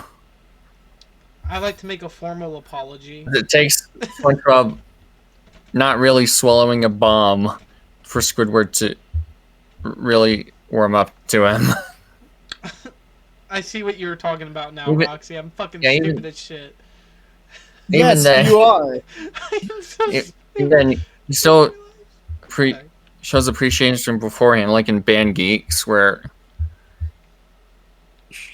he feels bad for Squidward. Once again, you And literally he's the one who should have coaches known the that that's what band. was. Oh, sorry. I'll Yeah, interrupt you. go ahead. I was gonna say, Caroline, you literally should have been able to tell that was just him being squished up against the table. Image. Once again, you literally consider yourself to be fat. So how have you? So you probably Okay, admit this. You have to at the very least admit it's really close to the chest area. Okay, it's a little too close to the chest area. Like it looks a little too close. Yeah. It looks like a pair of boobs. Okay. Can you, Caroline? Can you just post like a screenshot in the server and say that you had it? An argument with me over this. Not admitting. I mean, you will when we eventually upload the episode. Later. If you do that, I swear to God, I'm just gonna try to I'm going to be like, hey, this person likes Moonfall. Do not take their opinion seriously. And it'll work, and you know it'll work. Nobody takes your opinion seriously if I bring up Moonfall. It just looks like a pair of boobs. I like shit movies. That's why your opinion can't be taken. And speaking of shit movies, we do not need to talk about Sponge on the Run or Sandy, as one of them just has him as a jovial dumbass who's the comic relief. Or I did like him interact with Randy, and the other just has him reading his videos on demand. I can't demand them anymore. The other one just has him trying to be brave, and from what I've heard, the newer one, they literally just repeat his arc from the first movie. Because that wasn't enough of that in the Sponge on the Run, was there? Big guy, Sponge, really big guy, big pants, whatever. I don't. Really, the problem with the newer movie just feel repetitive. Yeah, we haven't even seen the search for SquarePants, but like that fucking song, holy shit. Derivative, that's the word I was looking for. They all feel derivative to me. In case anybody's wondering, unless there's like a lot of people who are like avidly demanding for it, I don't think we're gonna do Search for SpongeBob SquarePants. I'd be up for talking about Plankton the movie though, for Vulture's Nest. I don't know. I haven't been really in a goober Plankton mood. the movie is unironically really good. I haven't been in a goober mood. Oh, okay, see ya. But you know who is? SpongeBob, my number 5. Alright, nice. SpongeBob, Big 5. SpongeBob, Big 5. Alright, it's on to me. The worst, everybody's least favorite character. Anyways, Monty Mole, why did you chase after me, you fucking idiot? Anyways, okay, so hold on, I gotta actually look at my list. Okay, my number 5. Get out of here, Bubble Bass. Fucking. Anyways, My number 5 is Ellis, Nick, Coach, Rochelle, Zoe, Bill, Francis, and Lewis, who all appear in Left 4 Dead 1. I mean, Left 4 Dead 2 and 1 specifically. We all know that I love the Left 4 Dead games. I think that Left 4 Dead 2 is one of the best first-person zombie shooters ever made. We all know that I don't like Back 4 Blood, and most of it is because they don't have the cool and iconic characters that were in Left 4 Dead 2 or Left 4 Dead 1, which later Valve would make it to where you can play Left 4 Dead 1 inside of Left 4 Dead 2. So then you didn't have to buy a completely different game to experience Left 4 Dead 1, and you could still sit down and greatly benefit from all the improvements in Left 4 Dead 2, but that's a different story. They didn't really need any complex characters. They could have easily just made them silent. But what makes them so cool is that they gave each character like a full-on like background. Like, Bill was a war vet. Lewis was an accountant, if I remember that correctly. Francis was a biker. Zoe is like related to Bill. You also have Left 4 Dead 2, where all the characters are way more unique in the fact of, well, I don't think each character has like the best moments. One of my favorite recurring jokes in the series is that when you wait long enough in the safe room, Ellis would try telling a story about one time him and his buddy Keith did something like really fucking stupid. And each story is different depending on which safe house you're in. So like he'll go over like how one time him and Keith went and bought a car, and then the car accidentally like had like fluid leaking.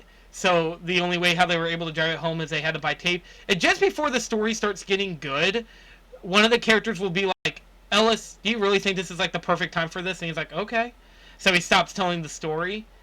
There's also Coach, when he finds out that the Midnight Riders aren't even real, and like that they don't actually perform their songs and instead they lip sync it. Coach goes, "Those lying bastards!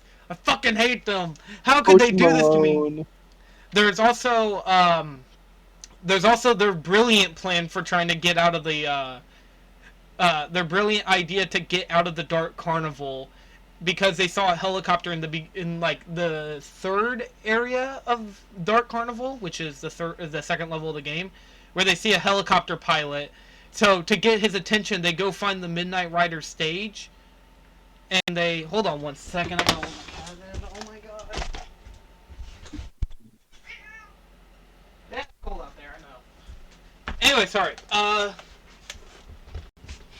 Anyways, what was I saying? Oh, so to get the attention of the helicopter pilot, they go to the show and they start blasting off fireworks, which obviously would draw the attention of like zombies, but they're all so badass they're able to take out the zombies effortlessly.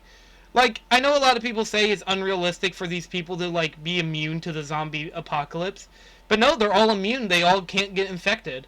When they die, they just genuinely die. They're immune to the zombie outbreak, which is cool because they're all from different backgrounds, and it's so I love the cast. I think what makes it even better is the fact that they, like, in any other circumstances, they would not be friends. Like, if this was like something completely to where they can avoid each other, they would. But they don't. Coach, like, again, Left 4 Dead 2 has really great characterization, and the way how they connect Left 4 Dead 1 and 2 to each other is so cool. And one of the best character moments of Left 4 Dead 1 is Bill's sacrifice in the level titled The Sacrifice. Yeah, I know, real creative. But in the sacrifice, Bill sacrifices his own life so then the group can survive on a bridge after the events of Left 4 Dead 1. And then Left 4 Dead 2, they drive a car, their car goes there, but sadly the remaining Left 4 Dead 1 members can't help them because, you know, they can't control the bridge. That's how they're able to stay alive. They're able to dismantle the bridge because Bill or whoever sacrifices themselves, so then the bridge can't be moved again, so no zombie can get up there. So the Left 4 Dead 2 cast, they have to go and do that while they cover them, and then they drive away. And I I can't remember the context of how the Left 4 Dead 1 characters reacted. Because on one hand, I think they reacted extremely negatively. And on the other hand, I think they were just saying goodbye. I can't remember entirely because I didn't play the Parish. Or not the Parish. The Sacrifice and Last Stand's DLC. So I can't tell you. It's been a long time since I played them. But yeah, the Left 4 Dead cast, both of them are really cool and interesting. Oh, there's also there's like a joke that Francis always says that he hates something, and then he's like, I think there's like one time like he says it, and Bill says, "Damn it, Francis! Well then, what don't you? I mean, what do you like?" And he's like, "I like trains," and then like that's it, or something akin to that. He says like. And it's so cute. It's all so cool. And also, how they all react when you shoot them. It's like, damn it, man. And we're like, watch where you're pointing that thing. It's also fun. I love the characters so much. And that's what made Back 4 Blood so unbearable. Because they just tried replicating it, but obviously there was no chemistry between the characters. So yeah. Left 4 Dead's 1 and 2's protagonists. A.k.a. Ellis, Nick, Coach, Rochelle, Zoe, Francis, Lewis, and Bill. All great characters. And I really wish Left 4 Dead 3 brought them back or something. But there's never going to be a Left 4 Dead 3. But yeah, that's my number 5. Roxy? Yay. Hey. Your number 4. My number 4. Oh, damn. Really giving me a run for my money here. Just because, like, holy shit, dude, I have to actually pick. That's how lists work.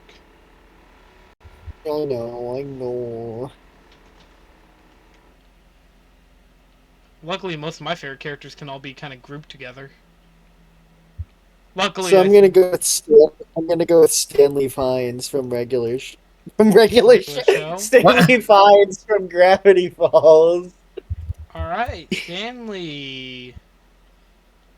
What's so cool about Stanley? The guy who made Marvel.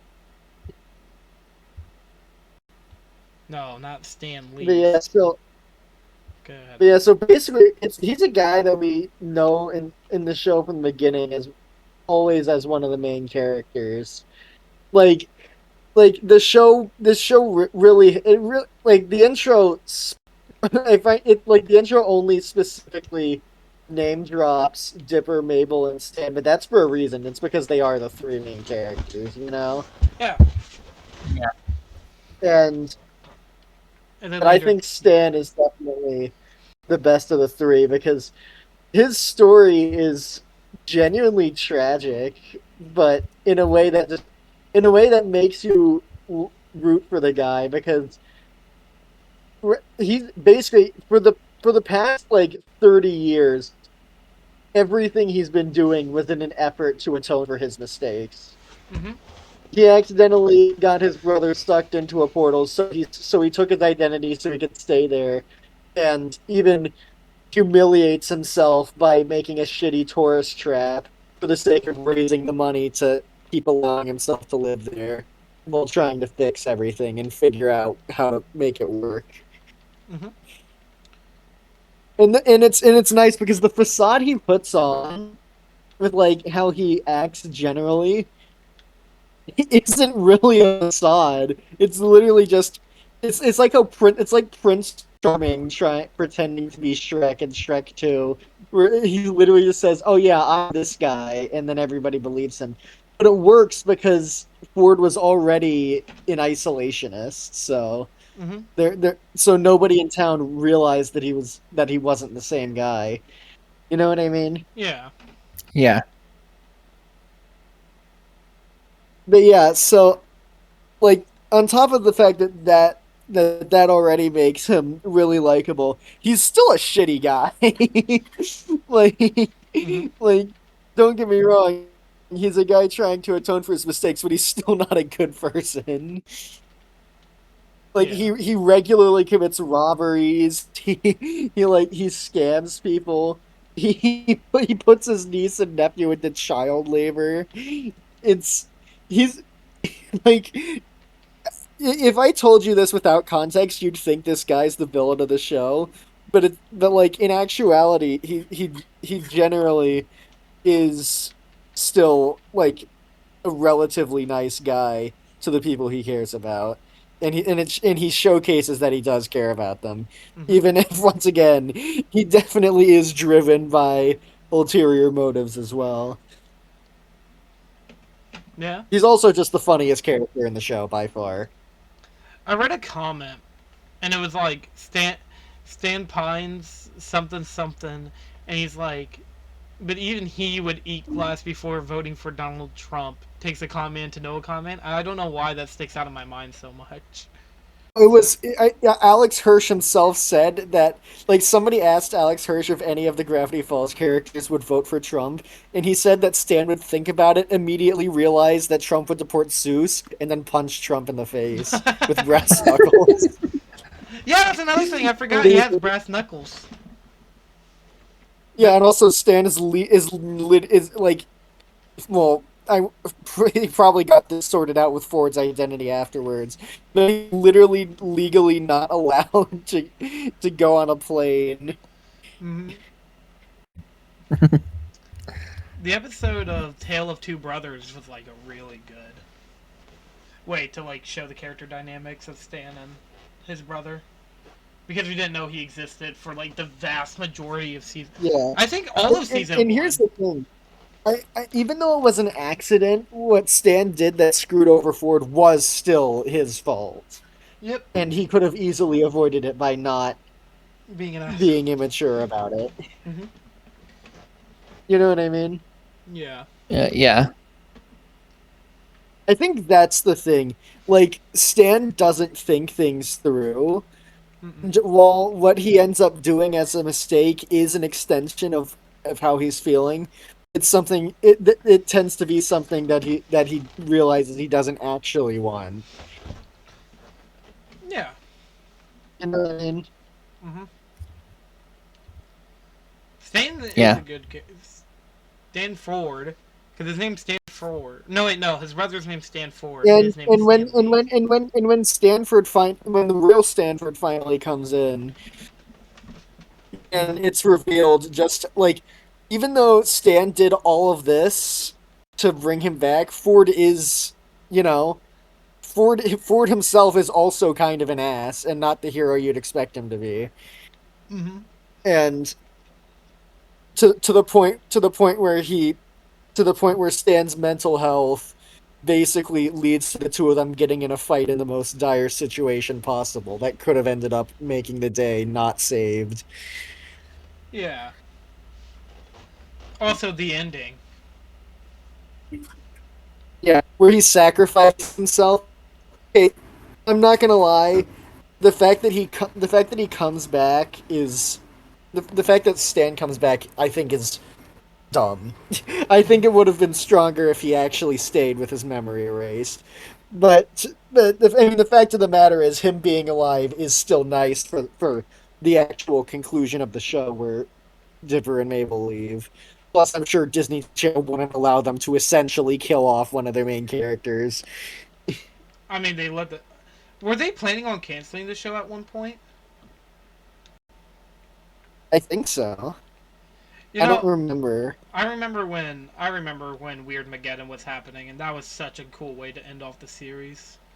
I watched this show a lot. This is one of the best TV shows I've ever seen in my entire life. I love Gravity Falls so fucking much. It's still like, I mean, like, literally, I had Gravity Falls. It's an amazing show. I had, like, I think I remember when we were doing top 5 favorite TV shows, and I did have Gravity Falls at, like, number 3 or 4. Yeah, I think it was 3 because you replaced it with Gumball. It's funny because for as great of a show as Gravity Falls is, the humor in it is fairly hit or miss. But like every joke from Stan is every joke from him lands. What the H? So, you know what I mean? Yeah. Yeah. I love Gravity Falls. Stan's a good pick. Stan Lee is a good pick. Honestly, Stan Lee. I'm kind of shocked that you didn't have Bill on your favorite villains list. it's a tight list. I mean, you had Heinz do first Yeah, parts of Neo it's Cortex. because it's really tight. I mean, if we do top 5 more worst or best villains, top 5 more. It'd probably be on it if we did a top 10. Yeah, I always think like it would be cool if we did like returning to older lists, like doing another top 5 best villains or top 5 best protagonists, and we're like, okay, these are like characters that we didn't talk about. Let's talk about them here or something. But we're not there yet. Okay, is that all you had to say about Stand Pines? Bro, even Caroline fell for his grift. I did fall for his grift. I thought he was you're Stanford, right? Do you think if Gravity Falls took place in the modern day, Stan would run an anti-woke YouTube channel? Feel like he would be kind of in his character to do so. Anyways, It would be really funny, and I wouldn't even be mad at him because it would be funny. all right, sir, are you ready? Yeah. All right. Actually, let me grab a snack real quick. All I'll right. pause. You want me to pause? Okay. We're back. A dinosaur story. A protagonist story. Oh, there you go. All right. Yeah. All right, sir. What is your number 4? Number 4? Yep. I'm glad you asked. And I'll be happy to deliver, as was definitely nervous about this at first, especially since, well, this and one of the other characters is subjected to a lot of bad faith and Oh, I know what it is. I know what it is. I know what it is. I know what it is. It's Charlie criticism. Morningstar. To the point where Sorry. you didn't let me finish. Sorry. Keep going. Keep going. A lot of bad faith criticism to the point where it could say it's needlessly harsh. Mm-hmm. And you definitely mentioned someone in that boat. But for number 4, I'm talking about Steven Universe from Steven Universe. Nice. No way. It's Steven and his. Oh! I died. I am Steve. Steven and the Crystal Gems. We're gonna make you smile. I did watch this show as well. I think that this show is way overhated because of one fucking idiot's YouTube video where she was like, Isn't it literally just like Steven Universe tries to resolve things peacefully, sometimes successfully, sometimes not, and then in the finale he resolves things peacefully, and then somebody online went, "Guys, I can't believe Steven Universe would try to make Hitler a good guy."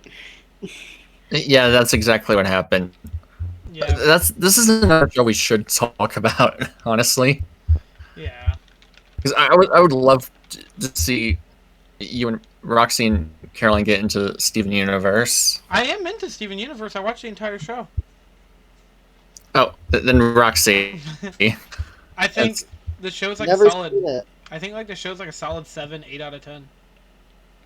It's my favorite Cartoon Network show of all time. Oh, you guys are gonna hear about my I favorite. really hope that I don't have a bad takeaway if I do watch it. Then Well, maybe. But anyways, now for what makes Steven himself a great character. Mm-hmm. Well, for one, he does start off on the optimistic app. You see a theme already between him and SpongeBob. But he does get a bit traumatized through his hardships of saving the world. But as Future does explore a bit. Mm-hmm. And yeah, he does want to see the good in people. Though sometimes that doesn't always work out. Like, won't say who specifically, but Mm-hmm. some of them just don't want to change. You can't redeem somebody who wasn't willing to try it. Mm-hmm. Yeah. And it's... Yeah. Where's it? Sorry, I'm but yeah, and he... Hey, this doesn't mean that just because he's willing to give them a chance doesn't mean he can't fight. Mm-mm. Like, Steven does have a wide array of powers and abilities thanks to his gem, or rather his mother's gem.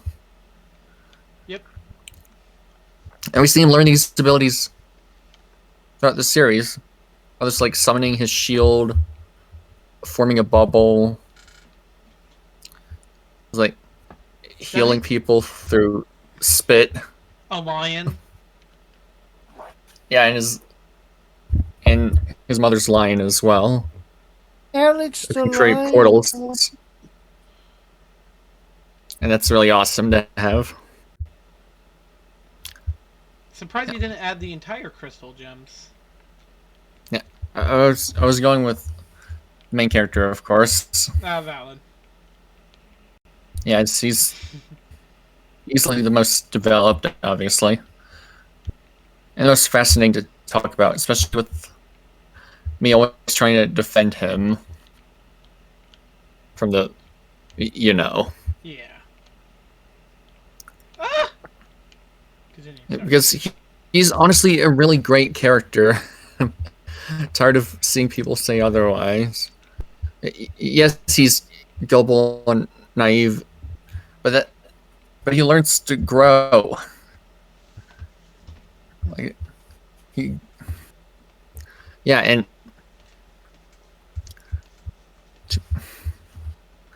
he learns to grow up. Uh-huh. I repeat, especially with not everything goes his way. Even in future, where he tries to propose to Connie, but it doesn't work. He doesn't reject him outright. It's just not now. Is Maybe her some other... answer? Yeah. Maybe some other time. Plus, there was a lone date on a beach. Just more than I can say for a certain other Cartoon Network protagonists who tried to confess his feelings and failed miserably. I wonder who Sir could possibly be talking about.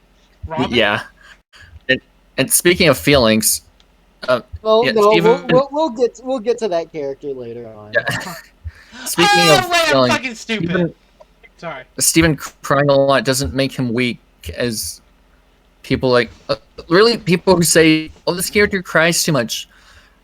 Really, they prefer their characters to be like gruff, gritty. Crying is not for men. Support toxic masculinity. You're watching Steven Universe, not Batman. Yeah, I mean, but even Batman is subjectable to feelings. Hell, the whole reason he becomes Batman is how deeply traumatized he is over the death of his parents. Sorry, Batfleck. So really, it would be like, what's a... I mean... really, it would be like if you were going to Steven Universe and expecting insert tough, masculine, no-feeling man to be the main character. Don't worry. We'll be talking about... Steven Universe. Oh my god, guys, we're gonna get Steven Universe the movie, not the actual movie. We're gonna get Steven Universe the live-action movie starring Jason Momoa as Steven Universe. Oh, dude, that would be awesome. What are you talking about? Jason Momoa as Steven Universe. This is a gem. Anyways. And we are the Crystal Gems. We are the Vulture Culture Podcast. Yes, that is who we are. Yeah.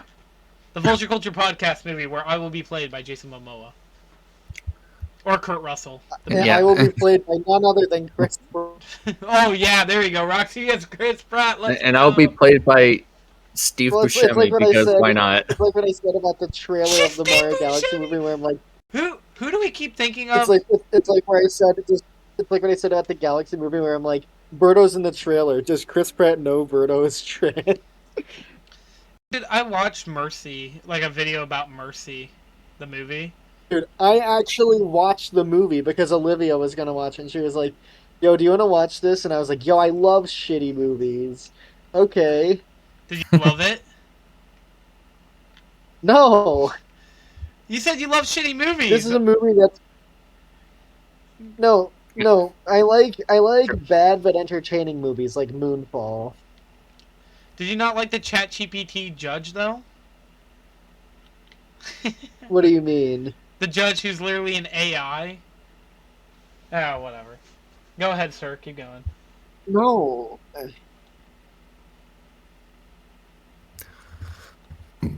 Yeah, and also, still, he would be a fun character to hang out around with. You know, he's goofy, he's understanding, a great musician. Did you know it's actually canon in universe that he created the Steven Universe theme song Really? when he That's was kind of the cool. tiny boy? Yeah, that's great. How many shows do you know that created their own theme song in universe?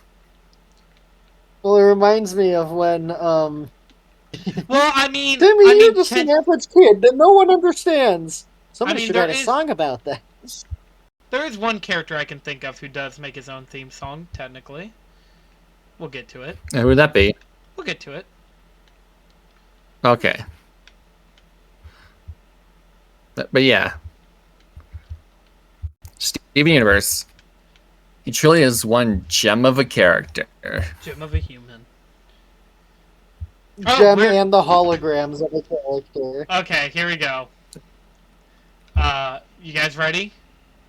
I have a real oddball pick. You guys ready for this? Okay. It is Sure. Johnny Bravo from the self-titled TV show Yo! Johnny Bravo. Yeah! I really need to. Johnny Bravo's another show I need to watch at some Dude, point. okay, so let me be honest. I don't think Johnny Bravo is like the most well-written character or anything, but he's Funny. so full of himself that it works so well. And also, that was the character I was saying that made their own theme song, because technically he's the one who goes, man, I'm pretty. And he's also the one who does the do the monkey. Anyways, Yeah. So why do I love Johnny Bravo? One, he's such a fucking fool, but it works so well for him because unlike most characters and most like alpha males, Patrick Bateman, Sigma male sauce kind of characters. Well, isn't the joke that the show portrays him as the loser he actually is? Yes, he is a loser. Don't get me wrong. He does do some good things. Constantly. Sorry. Or no, go ahead. I was say, yeah, because he constantly gets rejected by the woman he keeps flirting with. Yeah. Are you gonna put Johnny Bravo Datomania gameplay in the background? No, of this? I'm gonna put the Cartoon Network Punch Time Explosion XL as the gameplay footage for Johnny Bravo because he's a playable character. Did you even know that Johnny Bravo has a licensed game until I just mentioned it? No, actually, and nor do I really know anything about Johnny Bravo aside his own show. But what makes him so cool is the fact that he is like he looks the part of like just like this fucking cool ass looking motherfucker, but he is so fucking stupid. He's literally just like a buff Elvis Presley. Actually, funny enough, he was more stylized after Dean Martin, I believe. Like, yeah, he acts like Elvis, but he was more stylized after either him or James Dean or Dean Martin. My bad. I can't think of it, but it's like some like it's either the actor or the singer of the Rat Pack. I don't know. Okay, but what I do know is that Johnny Bravo is not like he's not like any character that you should take any advice from. But he's goofy enough that he works for his own show. And of course, who can forget the fucking bumpers where he literally talks over and dubs anime. For some weird reason, that was like a cartoon. Oh yeah, for Tsunami. Yeah. Which is so cool. I love when like networks let cartoon characters talk about other shit other than just what's happening in their day-to-day life. Like that's why I love crossovers. That's why I love cinematic universes and shit, because then like you can let these characters do anything other than just what you expect them to do. Like Johnny Bravo talking over anime, that's fucking brilliant. I love it. I think overall the show is very good at making you laugh, and Johnny Bravo's like impressions, the fact that he still lives with his mom is fucking gut-bustingly hilarious. Isn't his main goal throughout the show getting laid? Yeah, like that's all he wants. He just wants. But then there's like literally a part in like an episode where he sees a clown and then like goes into the bathroom with her and then flushes her down the toilet apparently right after they had sex. Like it's comedy gold. This guy is so fucking stupid. I love him so much. So like the joke is literally just that he's like a womanizing ass. Yeah, yeah, and the show punishes him for it. And that's like the best part. He gets punished for it. But like he's also there are moments where he's not an asshole protagonist, but not an asshole protagonist by accident or anything like that. Yeah, no. And like sometimes he does do good things. Like he does help like the little girl. He does help his friend, like some people who he probably would never consider his friends. Like there's moments where you see some actual good humanity. That was really nice when he helped the mystery gang out. Yeah, he helps the mystery gang out in Scooby-Doo. It's brilliant. It's so brilliant.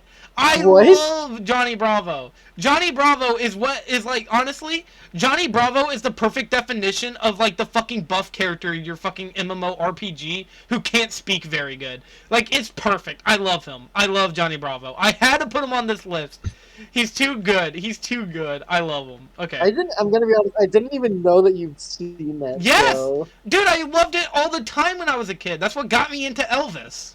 Yeah, I assumed you did since you mentioned liking cow and chicken.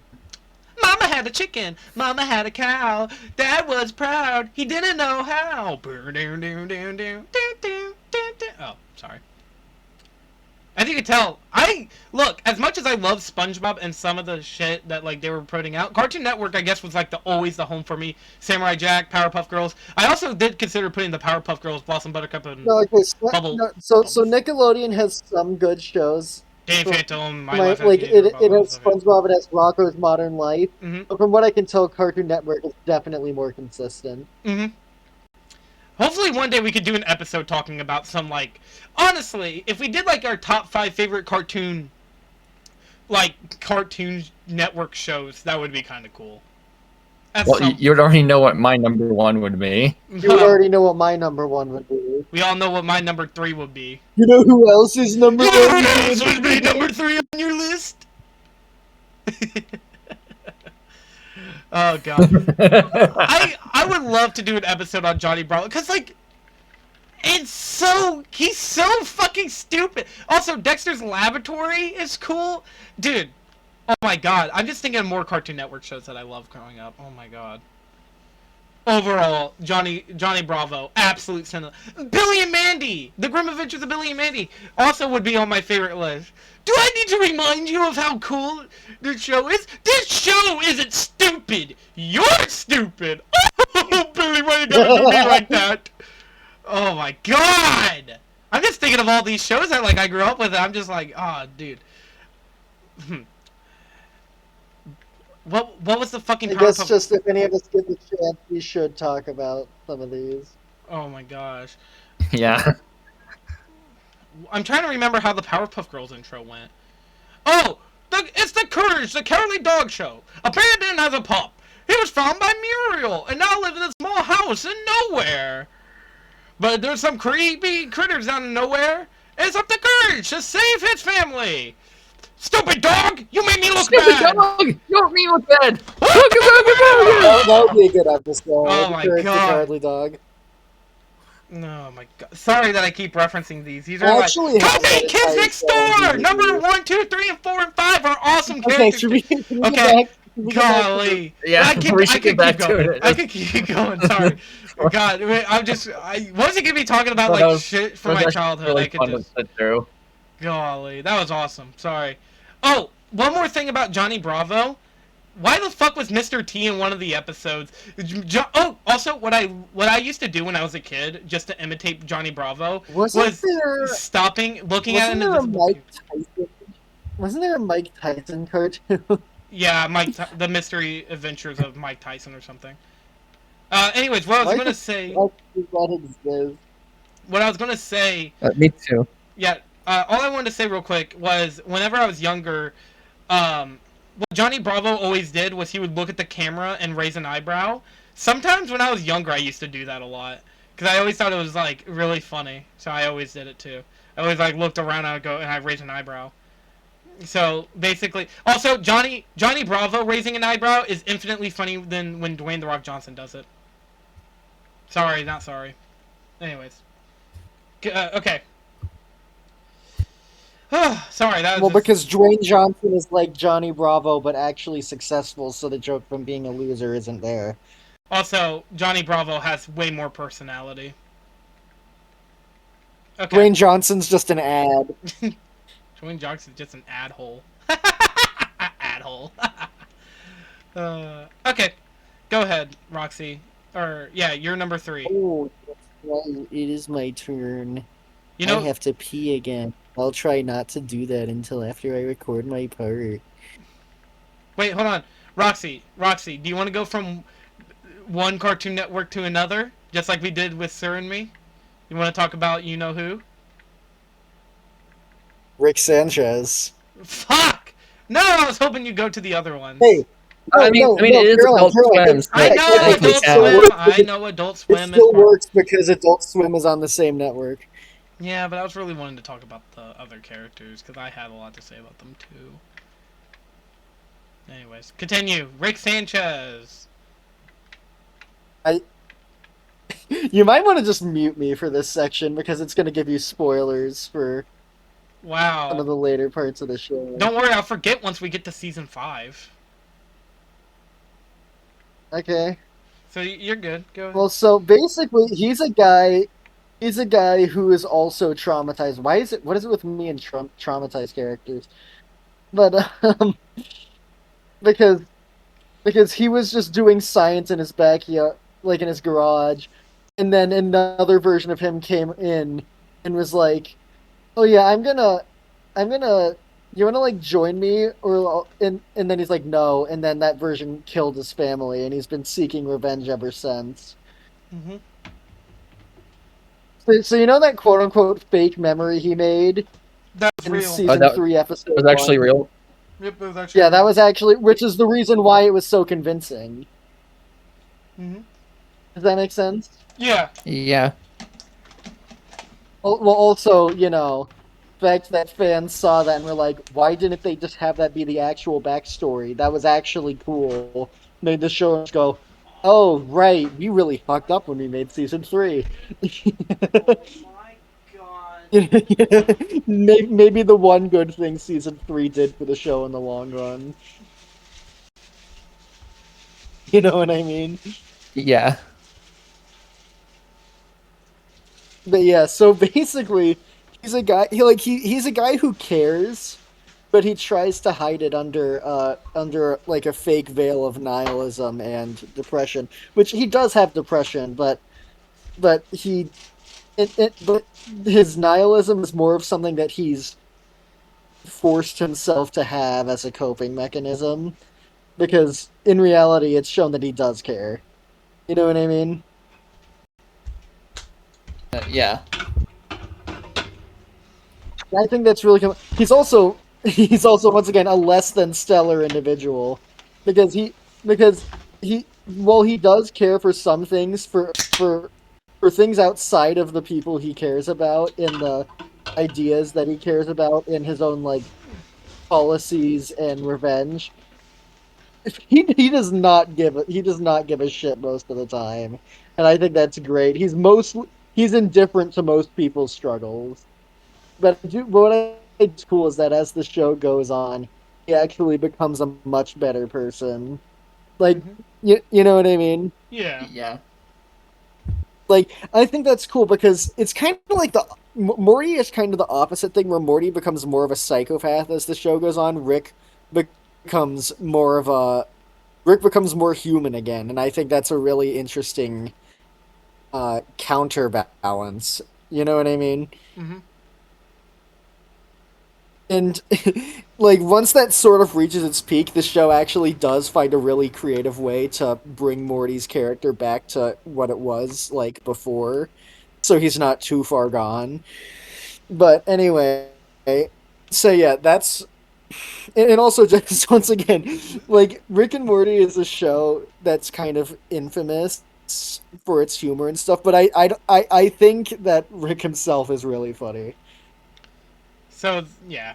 What do you guys think? Yeah. That's pretty good. Like even when he's doing things that aren't supposed to be funny, it ends up becoming funny because he's just saying stupid shit. Yeah. I mean, that's another reason why I love Johnny Bravo so much. I just love when characters do and say stupid. Oh man! Oh, why did I not think of these two? Oh. Now I really want to add them to my list. Fuck! I blame myself. Ooh. I thought of two characters who I really should have put on this list. Like it's fine if you guys want to add some additional random thoughts at the end of the episode, but like not specific honorable mention sections, we can. Yeah. Fuck, man. How did Would I you forget like that? these? Yeah, I would like that. I just can't believe I forgot about these two. Well, I'll talk about it near the end. Okay, is there anything else you want to say about Rick? I mean, already know. Like everybody watching this probably already knows about him anyway, I mean, and has their own thought. Fuck, we have 3 episodes about Rick and Morty, so they want to really know how we feel about Rick. So I don't really know what else I can add. And if they're like, well, we want to hear about it now, just wait a couple months. We'll be talking about Rick and Morty again soon enough. So, anyways. Okay, sir, you ready? Yeah. Alrighty. Caroline already listed a few. Here's my package, like multiple in one deal. Since they all 3 of them go hand in hand. Oh, I know what it is. Those being Rex, Pyra, and Mithra from Xenoblade Chronicles 2. I could pat myself on the back for that one. Knew that was going to be on this list. Yeah. Wonk wonk. Oh yeah, I should go pee now. Oh, do you want me to pause? Yeah. Or should we pause? Sure, Roxy? actually. Yeah, I'll pause. Okay, good. We are back. Luigi. Back into the episode. Shut the fuck. Back into the episode. Anyways, sir. We've got to do an episode on that game. In We can't! Sir doesn't own a PlayStation 4! Or a PlayStation 1, from my knowledge. I don't... Okay, but... Xenoblade. Yeah. 2. Yeah, back to the Nintendo fanboy here. Yeah, I just love... Rex and... What was that? Oh, my fucking throat got caught in the drink. Okay. I think cough on your throat. I think all 3 of them really do have a great dynamic together, especially when you learn at the end of chapter. I forgot which one, since it's been a while since I played. Mm-hmm. I didn't need to do that before a certain list comes up. Anyway. Mm-hmm. But yeah, it's a great dynamic. Rex is just a really humble, noble guy. It's like you always hear him talk about like the Salvager's Code. It's like, and then like he's just really humble protagonist, you know. Mm-hmm. And whose journey is it for everyone to get up? Well, actually go up to the World Tree, see if it's habitable by everyone. So I won't get that much into detail because I really do want Caroline to play this game for themselves. Hopefully they will. Mm-hmm. But yeah. Yeah, but look, sir. Sir, I have another 80-hour-long RPG I have to play. Okay. It's called Dragon Warrior 7. I gotta play that, and that... I fucking hate that Dragon Quest isn't owned by Nintendo. But yeah. I'm sorry. But yeah, his design isn't bad, especially if you know the actual context. He's a salvager, goes underneath the cloud sea and picks up scraps to try and sell, Mm-hmm. which makes it a wonder how he was able to wield the Aegis blade and become a hero. Of course, said Aegis blade gives him access to other two characters, Pyra and Mithra, some of those powerful like blades. You know what blades in Xenoblade 2 are, right, Caroline? There's blades and there's drivers.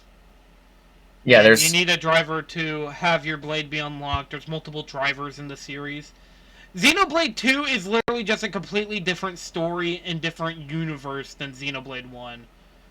Like, but it still Xenoblade... has like some of the same elements as Yeah, like the one, no... like the no pun. Yeah, the no puns exist. Xenoblade's kind of like Nintendo Final Fantasy. Now that I think about it. Mm. Yeah, but like, there's not as much similarities as, say, Final Fantasy. Similarity. Yeah, I mean, like, Final Fantasy, you got Chocobos, airships, Chocobo, airship, Yeah, noodles... back to Shit, sorry, go ahead. Xenoblade. There's also, of course, Pyramethor, to some of those powerful characters in the lore. And Pyra's really sweet. She's like the motherly figure of the group. Mithra's a complete bitch. Because immediately she's like, I didn't want to wake up, but you made me. It was like, and she's like the kind of rude, like snarky, like, oh hey, these guys plan on winning? What a shame. Mm-hmm. Like she's, I mean, with that amount of power she has, you would probably be overconfident too. Mm-hmm. Yeah, and her voice definitely reflects that. Same with Pyra. Same with Rex. His voice is not like the worst, most ear screeching thing ever, guys. I mean, hey, it not Hope. doesn't always line up to. It's not who? It's not Hope. From Final Fantasy. Final Fantasy 13. Okay. The one of the worst protagonists. It doesn't always line up with the lip syncing, but usual anime problems. Final Fantasy, hey. not Final, Xenoblade Chronicles 1 had the same problem. Final Fantasy 7 Remake doesn't, because they literally got the English voice actors to do the mocap for the English version. So, but no, I get it. They don't do mocap with Nintendo games because they don't really need to, which is fine. That's totally up to them. Yeah, especially since most of the games have people with unrealistic proportions. Mm-hmm. So if you do motion capture, it'll just look as uncanny as Food Fight. Mm-hmm. But enough of that. Yeah. Yep. What I mentioned, really good designs, great dynamic. I don't want to mention much of the story because Caroline. Mm-hmm. I want to play it. But at least it does get emotional.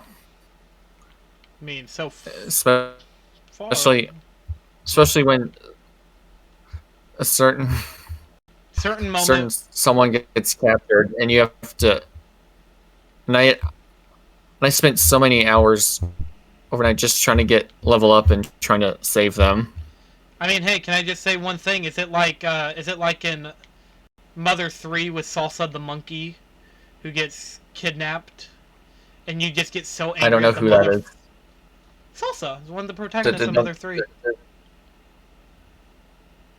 Okay, don't spoil it, Terry. I'm trying to think what chapter Salsa first appears in. I can't remember. I think chapter 4. No, I'm wrong. But Salsa's a pretty cool character. Anyways, is that all? Is that all you have to say about Pyramithra, or do you want to say more? I mentioned that's all for now, at least. All right. Rex and Pyra, the flame, the light, and the other thing of their lives. Yeah. Well, that was terrible. I'm sorry. You're good. Okay, so I'm actually removing my original number 3. And instead, I'm adding in the 2 that I was angry that I didn't add.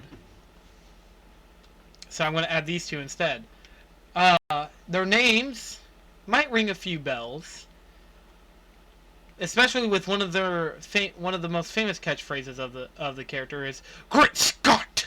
What could Doc possibly Brown. go wrong? No. Doc Brown and Marty McFly, aka two of the best Yay. duos in history.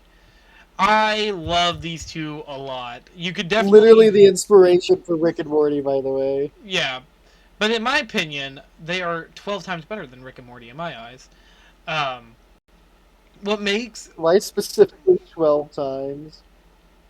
I mean, because their movies are literally all three of their movies are 10 out of 10s. So, anyways, so Back to the Future was a series that I just recently got into. And oh my god, their chemistry is so cool. I love how the first movie you don't really see future Doc all that much. You only really see Doc in a few moments, like the original Doc, the one who made the the DeLorean time machine. Meanwhile, in like Back to the Future 2, future Doc plays like a way bigger role because of what happens in the future. I like how in the first movie when Marty goes back in time, he completely fucks up his own Yeah. life, so he has to find a way to fix it. And while he does think he fixes it, he doesn't fix it correctly because instead he gets a way better life out of it. You see his life, and it's pretty standard. Like, it's not like 112% perfect, but I know I keep saying 12 a lot. Sorry. Yeah, because I'm late for school. Down. Yeah. Down. And let's not forget the fact that Marty McFly also invented Johnny Be Good, technically.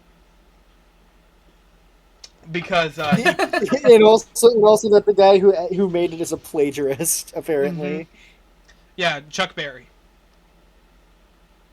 Along with Johnny Be Good also being a really good song, the soundtrack's also really good of these movies. Oh my god, it's perfect. What makes it really good is obviously they planned this. They planned this series to be a trilogy, and it worked so well. No, they actually didn't intend to make a sequel when they made the first movie. They just left it The open. to be continued was yeah, the to be continued is actually added later on. Really? Well, obviously they had a lot of groundwork to work with, especially at the end of the movie. What makes it even better is the fact that when oh, sorry. I mean, at least they didn't have the decency to retroactively call it Part 1.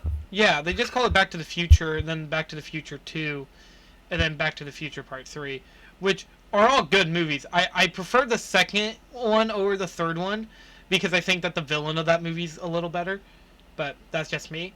I think also what makes this movie so good, or like what makes the characters so good, is the fact that, like, yeah, Marty McFly starts off going like, "Oh, don't call me chicken," but at the end of the series, he realizes that that could get him killed.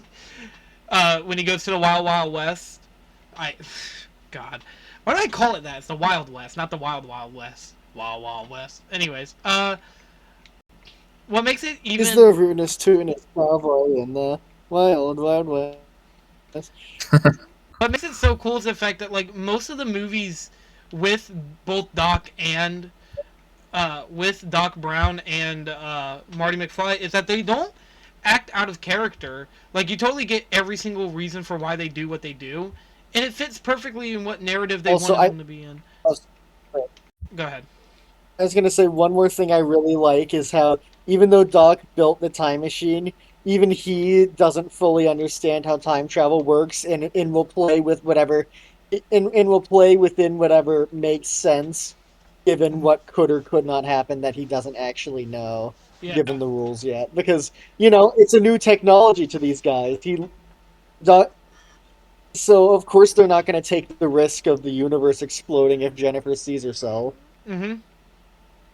And also what makes it so cool is the fact that when Marty writes the letter that he says that he has to read before this date, Doc immediately rips it up, but then he's like, and then he goes and reads it anyways. I like that. I like that so much. It was such a cool little detail. and he showed that he taped it so he could read it. And he was like, "What could a little bit of breaking the rules do?" Like, it's so cool. It's so, like they're so like obviously all their like friendship and it's so good. It's so good. I really love Back to the Future, 1, 2, and 3, and I'm glad they didn't do a fourth one or tried making a fourth one. I feel like that would have been a little much. If I remember correctly, they literally made Mm-hmm. They made a Back to the Future. Well, Telltale, I believe, made a Back to the Future video game. Yeah, and I heard that was actually really good. Because they did it a totally different story. Also, I think that the villains are also really good because they're all just different generations of the same, of like the same family, which I thought was comedy gold. That's fucking brilliant. Especially the fact that like Biff, and then I want to call him Gif. There's like Griff, Griff, and then this fucking ancient ancestor from the Wild West. It's awesome. I love the Back to the Future series. The original trilogy is my favorite trilogy of all time. I cannot preface this enough. The fact that like this series, I still have quotes like, "What you doing, McFly? You can't do that unless you got power." That's awesome. It's great. It's again, as I said, it's brilliant. The series, I love it. Or how about the fact that like just all the random bullshit that happens in the series makes sense because it's time travel. You can understand it. And I love how the future predicted. Oh my god. I need to stop talking about it. I would love to do an episode on Back to the Future. The entire trilogy. You like how Back to the Future 2 predicted what 2015 would be like? No, I don't mean their portrayal of 2015. I mean Biff's evil timeline. Yeah, the fucking evil timeline was cool because, again, it all makes sense. It all makes sense. It's Marty McFly, Doc Brown, great characters, and Michael J. Fox. I really feel bad for him. He was recently in a new movie. Yeah. He played Michael the Fox. He had a cameo in Zootopia too. Yep, that's what I meant. Yeah. But yeah, Doc Brown and Marty McFly. Marty McFly, you moron! You can't hover over water unless you got power. Sorry, I love that line so much because like Biff turns around, Biff turns around like so quick that he felt like he knew that sounded a little familiar. If you're wondering what it sounds familiar to, it sounds like the Call of Duty Black Ops 2's zombie noise, like the zombie laugh. Anyways, go ahead, Roxy. You're number 2. So you know how we talked about Rick and Morty? Now let's talk about Rig and Morty. It's just the entire park. Yeah. Just the entire park from regular show. Not Thomas. I don't like Thomas. Why don't you like Thomas? What's wrong with Thomas? So he was a completely pointless character, and I think the fact that they retcon it so he was a Russian spy is absolutely hilarious. So your answer is Mordecai and Rigby? Mordecai, Rigby, well, Benson, High Five Goes, I asked if I was allowed to include like multiple people if it was an ensemble cast. I mean, I'd say regular show is an ensemble cast show. I mean, I did. I mean, I literally included two different sets of parties from different series. Yeah. So. But you get what I mean. Regular show like 100% has an ensemble cast. Oh, yeah. There's Mordecai, Rigby, Hop Skips, Benson, Muscleman, High Five Ghost. Millard. What? Millard. Maylord. Millard? Who the fuck is Millard? Maylord. Oh, Maylord? Yeah, not Millard. Millard! He's not a main character. I was going to make a joke and say, how did you not know about Millard Fillmore? I'm not gonna lie, for a second I thought you meant like Millard as in like the name Millie, and I thought you misremembered Margaret's name. And I was like, she's not part of the park. No, I mean, technically Eileen becomes part of the park later on. She becomes one of the. She gets promoted to main character status in season 8, and I think that's really cool. Oh man, I'm Yeah, sorry that. I guess the writers of the later seasons decided they need less Margaret. Need more Need money. less coffee. Needless Margaret. I Coffee, wonder coffee. why they decided to go with a relationship drama arc for 2 seasons. I mean, it was interesting, but like, it's like kind of like Crash Bandicoot 3, where it's like, why did they put this in? You know what I Especially, mean? doesn't it end with season 6 or no? Yes, it ends with Mordecai literally taking over Muscle Man and Starla's wedding, What an so he can ass. publicly break up with his What girlfriend. a fucking Which, by the way, asshole. that's his worst moment. That's his worst moment in the entire show. I agree. Like, I don't think anybody's gonna Yeah. argue with you on that. Oh my god, what an Like, asshole. even when he killed Rigby, that was an accident. Accident. You He know what I pushed. mean? Accident. Yeah. He fucking pushed him. Yeah, but he was goaded. He pissed He- off enough yeah, but like if you so he piss would do me something off, without like look, thinking. don't get me wrong, you piss me off a lot, but I actually wouldn't murder you for pissing me off so hard. Also, though, I do think it's really funny to make a show where, like, one of your main characters is this much of a fucking loser. Oh my god, they added in Dude, fucking Johnny Bravo into the fucking regular show. Let's go. Oh, sorry. Mordecai is like Johnny Bravo, but without the confidence. Am I wrong? Like, And without and But less you're than. definitely right. there's Oh god. literally any chance he has to improve his life or his relationships or anything, he fucking misses it. Oh It's really god. funny, Now I actually. really just want to watch Johnny Bravo right now. Oh my god. But Man, then, I'm like, hurting. every character gets development as the show goes. You can definitely tell as the show goes on that the character, and this is natural. Like, it's not even spelled out or anything. But everybody in the park becomes like actually really good friends as the show goes on. And I'm glad I do. Like, I think the only character whose specific development was spelled out is Rigby, but that's because he actively goes out of his way to improve himself as a person. Yeah. Again, oh man, I love regular show. Regular show is also on my top 5 Because favorite remember, TV as shows. at the beginning of the show, he was like the worst person imaginable. He's like the motherfucker you never wanted That's to be around. probably why they made him a raccoon, is because he's trash. Is the Mhm. joke? You know what I Yeah. mean? Yeah. You want me to put the hurt on him? I think he wants you to put the hurt on him. He, Ah! he literally was willing to sacrifice skips for cake in season 1. No, man, I ain't But gonna like, give him once my. again, as I ain't gonna like give him it, my cake. I do genuinely think all other development works because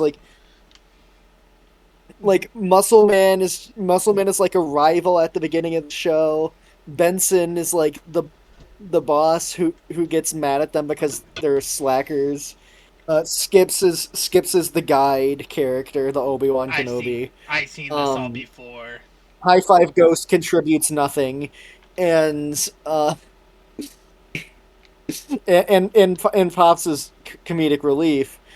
But you know, I it's funny because as it goes on, they actually as the show goes on, like all of the bad interactions they have with each other in the first couple seasons that make it so that they clearly don't enjoy working together, those get ironed out, but in a very natural feeling way, because it's kind of inevitable when you have a show that goes on for so long, the characters are going to get to know each other better, and at that point they're going to understand and get along better.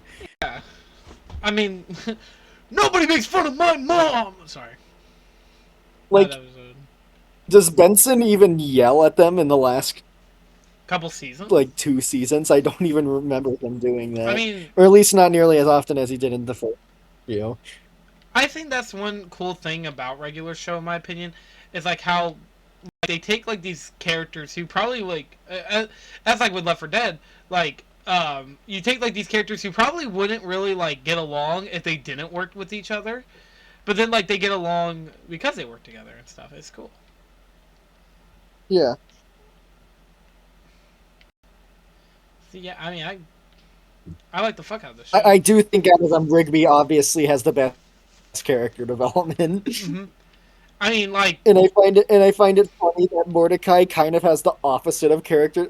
Like Mordecai and Rigby kind of have like the opposite thing with each other. It's kind of like what I said about Rick and Morty, where Rigby becomes a better person as the show goes on, and Mordecai becomes worse. You know what I mean? Yeah, I agree. Yeah. No, I like Mordecai. I like the entire park. I think my favorite character is probably Muscle Man, though. If I have to be honest, he's such a fucking goofball. You know who else is my You know favorite who else character? likes Muscle Man? You know, fuck. Sound like Rick there for a minute. You know who else fucks? You know who else fucks? Wait a minute. Wubble up a dub dub. But I don't think there's really any character I hated from regular. Actually, I never liked CJ.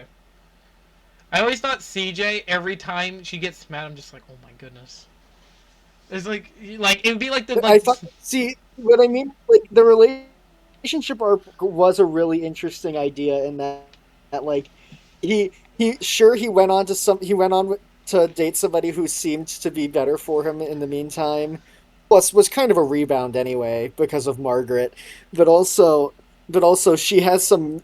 But also, each of them has really major red flags for each other that they try to ignore and work through the relationship anyway with, but it just can't function in the end.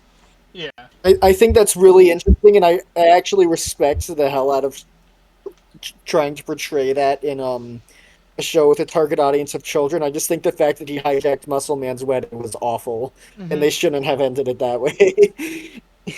Yeah. What do you think? No, I agree. He was such a dick. Like, why would you do that? Yeah.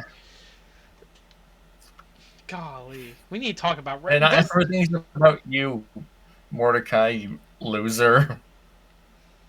Loser.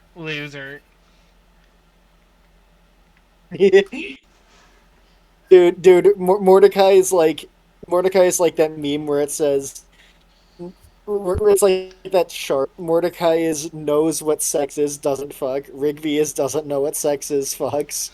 Muscle Man knows what sex is and fucks. And High Five Ghost doesn't do either.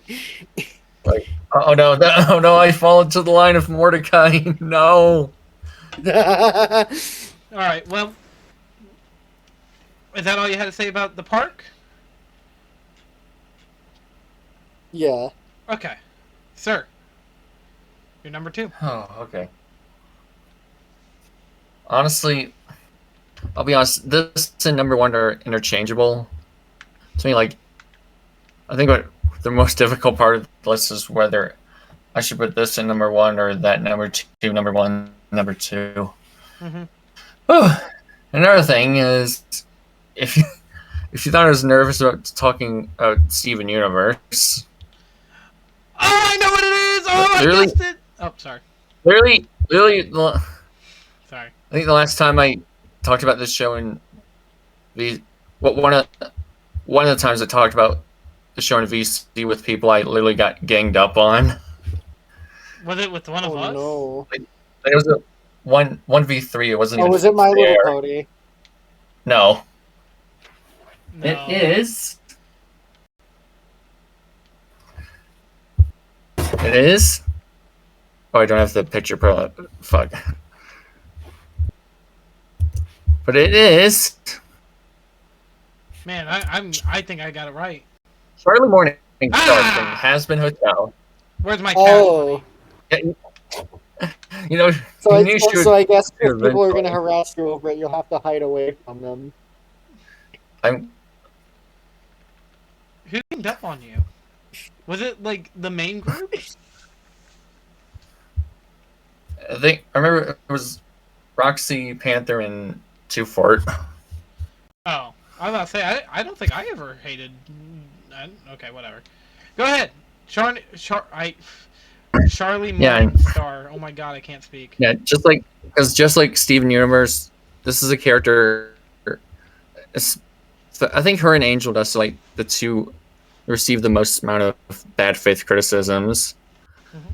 Shout outs to the one person who fabricated their own trauma just to use it as ammunition on Angel Dust. You suck. Mm-hmm. Yeah, but we're talking about Charlie here. What? Yeah, that actually happened, and which I didn't know until I think one of their friends called them out on Twitter for it. Dig it. Sorry. Yeah, dig. It's people dig so low just to shit on the show. Anyway, talk about Charlie, who. Oh, if you couldn't guess by the theme of most of the characters I like, she's bubbly, optimistic, cheerful. Overall, it's literally. I think that's literally the intent behind her character, is if a Disney princess was the ruler of hell, and I love it. Mm-hmm. Yeah, I can't believe the Nostalgia Critic predicted this show. Oh yeah. How did he predict it? Evelina. Oh yeah. Satan's daughter. In his Son of the Mask reviews, Satan has a daughter who like is really nice and likes My Little Pony and stuff. Oh god. You know, what was that one movie he was reviewing where the aliens were allergic to water and like couldn't touch water? And he was like, "Well, it's good that they went to." What was it? Signs by M. Night Shyamalan. Yeah, and I love how he goes like, you know. I love how he goes like, you know, it's nice that you guys went to a planet that's literally 70% fucking water. That's my favorite. You know, that's actually a really good point. Why would you do that? Oh my god.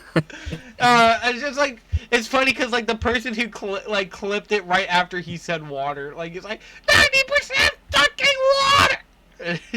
Can you send me that clip? I want to see that. Hold on. I'll send it to you. Okay, can we go back to me, please? Yeah, go ahead. Yeah. Okay. Where was I at even? Bubbly personality. Oh yeah, her personality. Yeah, which. Yeah, it's a running theme with me. Mainly because it reflects on my own personality, and well, it's partially. I do like. I think the moment where, because with pretty much every character, I have at least one moment where I see them, where it's like, wow, that's just literally me on the screen. It's during the pilot when she's calling her mama and how much of a disaster the pitch went, presenting her tale on the news. Mm-hmm. So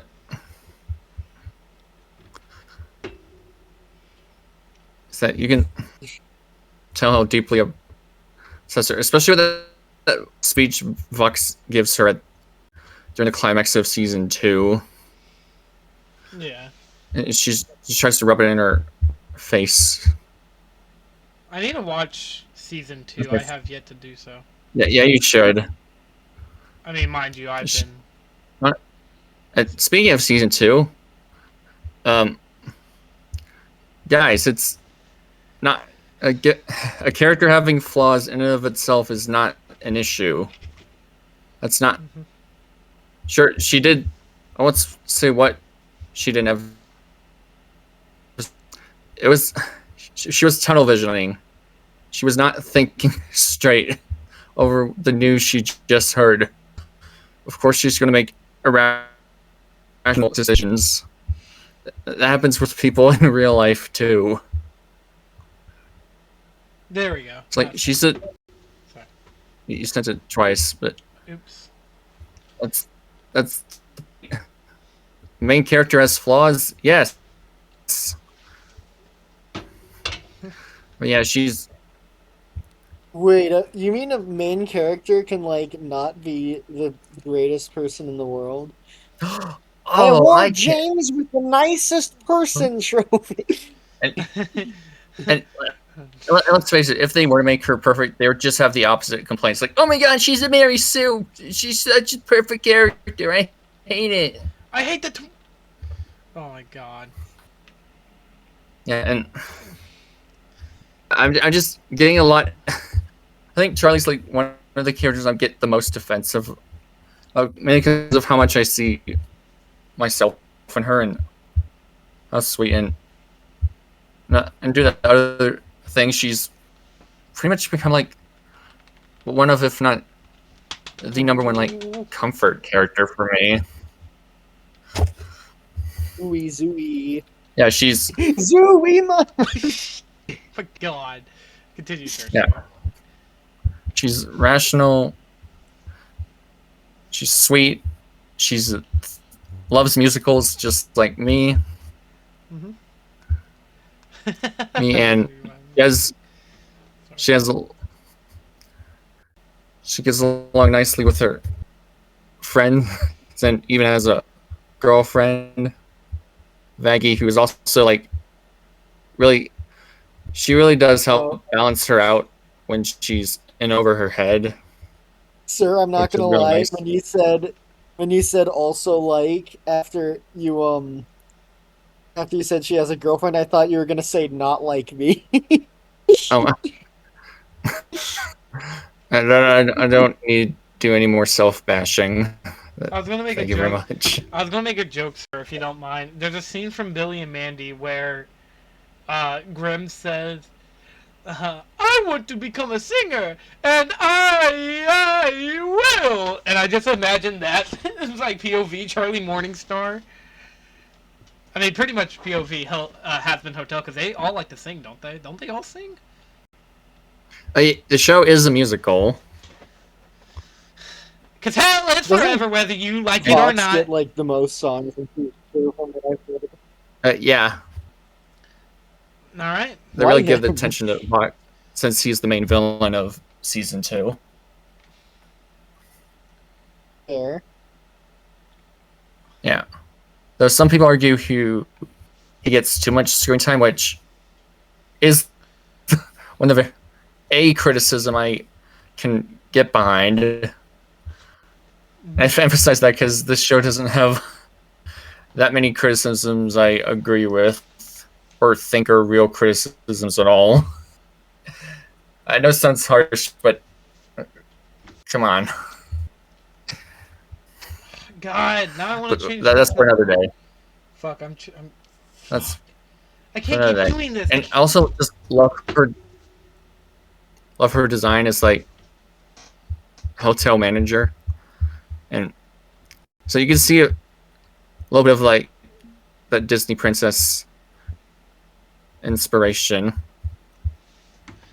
And now I just remembered that time somebody tried to petition Donald Trump himself to delete this show because they said it has quote unquote transgender scenes. Oh my god! I think I remember that too. Did That was you so forget fucking about that? stupid. All right. God. I just. Yeah, that's Charlie Morningstar for you. A great character, and I'm tired of pretending she's not. All right. Oh my god, Sir's the Joker. Okay, I mean- sir, you inspired me to change my number 2. I can't keep doing Oh, this. what's that? Ooh. Yeah, because speaking of characters who get unnecessary amount of hate for no discernible reason. Okay, so look, I know I talked about Magneto being one of the best villains and so on and so forth. I have to talk about this character because this character matters a lot more. Is it Reed Richards? What'd you say? Is it Reed Richards? No, actually, it's not Reed Richards. His name, or what we should be calling them, Blackguard Boltagard, Black Bolt, the Inhuman King, along with Medusa, Quake, pretty much all the Inhumans, Gorgon, Karnak, Lockjaw, Crystal, Maximus the Mad. I am including them all here. Mostly just the Inhumans, not their villains. So I'm not talking specifically about... whenever I'm talking about Black Bolt, I'm not meaning his movie counterpart, or even his TV show counterpart. Because... what do you mean? Multiverse of Madness didn't portray him well? So let's talk about Multiverse of Madness. No way! We all know how I feel about Multiverse of Madness, but I do want to talk about it regardless. I think that the Inhumans get such a bad rep that honestly, I think it's almost unjustifiable how much people talk bad about Inhumans. So, if you don't know, the Inhumans are a race of people who live on the moon. I at one point did plan to talk about them, the entire show here in on the Vulture Culture season 3, or yeah, season 3. Wasn't the deal literally that we would do the Moonfall April Fool's episode if we could talk about Inhumans, and then we watched Moonfall, and you're just like, oh, this isn't worth it. No, because Inhumans is not a good show, which I'll get over and I'll talk about it anyways. So, what made the Inhumans so interesting is the fact that the Inhumans are a group of powerful individuals who have the ability, who have like these abilities not because they're mutants, which by the way, a lot of people like to say that Inhumans are just rip-off mutants. No, they're not, and they have never been that. Marvel wanted to really emphasize the Inhumans because they had the rights to the Inhumans and wanted to use them more. And I get it, because they had the rights to them. They didn't have the rights to the X-Men for films, so why not introduce a new team? However, people took this and went, oh my god, Marvel's trying to ruin the Inhumans! Which I'm like, no? Or I'm sorry, Marvel's trying to replace the X-Men. Which is like, no, they don't have the rights to the X-Men, so they want to introduce a new team. That's... Honestly, I'm shocked nobody went and said, oh my god, they're trying to replace the the X-Men with the Guardians of the Galaxy, because the Guardians of the Galaxy acts like a family and the X-Men are like a family. Do you realize how fucking stupid that sounds? Do you not realize how dumb? I guess that means the X-Men are a ripoff of the Fantastic Four.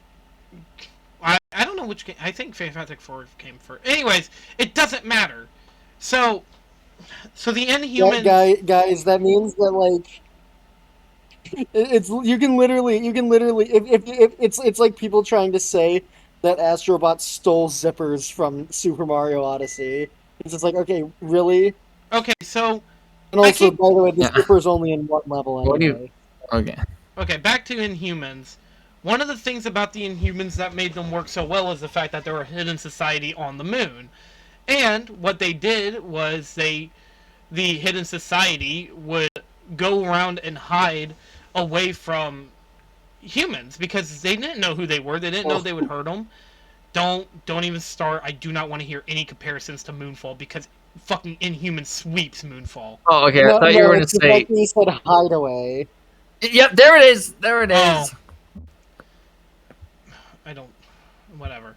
So the Inhumans, they live on the moon, and they have these little crystals, and that determines if you get powers or not. And how you get powers is if It's like Encanto. What? So it's like Encanto. Kinda, but I mean, obviously Inhumans existed longer, and also the fact that it's a tradition of whether or not, like, you would be an Inhuman or a human. And what the show thought would be a good idea was, oh, so they should enslave the humans and throw them into the coal mines.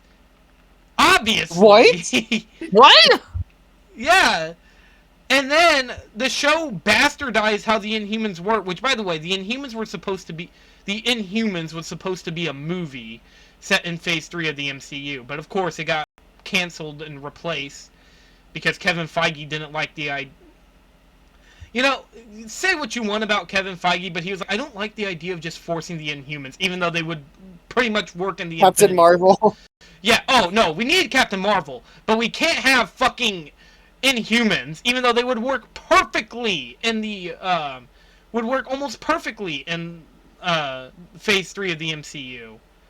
And if you don't believe me, I could already imagine what the story could be, but I'm not going to go over that. Black Bolt is a very tragic character who cannot even talk. Like, he literally does not have that ability. And if he does, he will, like, destroy his own city. So it's so interesting seeing him trying to resolve conflicts without killing people by accident. And it's such a cool hero concept. And, like, the TV show, they barely do anything with it. He barely uses his powers. Like, he uses it maybe 2 times, at most. While the comics, they use it always as, like, a kind of like a last defense. Like, yeah, he doesn't use it a lot, but when he does, it means kind of like the Hulk, but more controllable. Yeah. And also, no, if he sneezes or anything, that doesn't mean he'll use his powers, because that doesn't use the speaking part of the brain. That's how his powers work. You have to have the speaking part of the brain to have it. Which, by Does he ever talk in his sleep? No. No, because he controlled himself that well that he'll literally not even, that he literally will not even use his powers, even whenever he's not in the best state to do so. You know? And also, what makes it so much... What? Oh, sorry, I was just gonna say, I'm actually kind of maddened by the fact that Multiverse of Madness is so bad that I literally cannot imagine this guy being a good character. Exactly! In the comics, they make him really interesting, and even in the show, he has, like... Black Bolt is literally the best part of the show, because he didn't know anything about the encampments of, like, the people in the coal mines. He didn't know anything about it. It was all under his nose. But with the TV show being as bad as it was, basically led the Inhumans to fucking die off for so long. And I know a lot of people are saying that it doesn't matter because now they have the X-Men back and now we could just have X-Men instead of the Inhumans. But that's so lame. I don't like that at all. I would rather the Inhumans actually... Oh! So, the criticisms! Oh, how could I forget the criticisms? So, guys, I don't know if you ever heard of this. Lego Marvel Superheroes. Have you ever heard of those 2 games? The Lego Marvel Superhero games? Well, I believe so. The first game included the Fantastic Four and X-Men. The second game included Black Panther, the Guardians, and, what was it? Black Panther, the Guardians, and the Inhumans. Which, guess who they got mad at the most that they were in the fucking game? You guessed it! They got mad at the Inhumans. They got mad that the Inhumans were in the game because they were like, guys, who even knows who these guys are? Why aren't they X-Men? Why aren't they... And it's like, they literally have a game with the X-Men. Weren't people mad? Didn't people not know who the Guardians of the Galaxy were until their movie came out? Yeah. Yes, but no. That's completely fine because, fuck the Inhumans. I like how you can't even come up with a straw man excuse. It's dumb! It's so stupid! Why would you hate on these characters? And then also, they said that... Well, Carol. Oh, okay. Oh, go ahead, sorry. I was gonna say, well, what is it you like about them? As I feel like you've been using this as an excuse to rant. Okay, let's talk about some of the good things. I think Black Bolt is a really cool, dynamic character who has a lot of interesting moments, especially since he is literally one of the smartest characters, and was even so smart that he could join the Illuminati. Like, that's no small feat. That is like something that like no other people could get in. Medusa is a really cool and interesting character, with her hair being mostly her powers. She has a nice dynamic with her sister, which is awesome. I think Lockjaw is also a really cool addition. He's just this big fucking dog who could teleport. There's also Trident, who's a man who could breathe underwater and has fish-like abilities. There's Gornak, who is literally... Or Gorgon, not Gornak. Gorgon, who is a really good martial artist and the best strategist of the Inhuman race.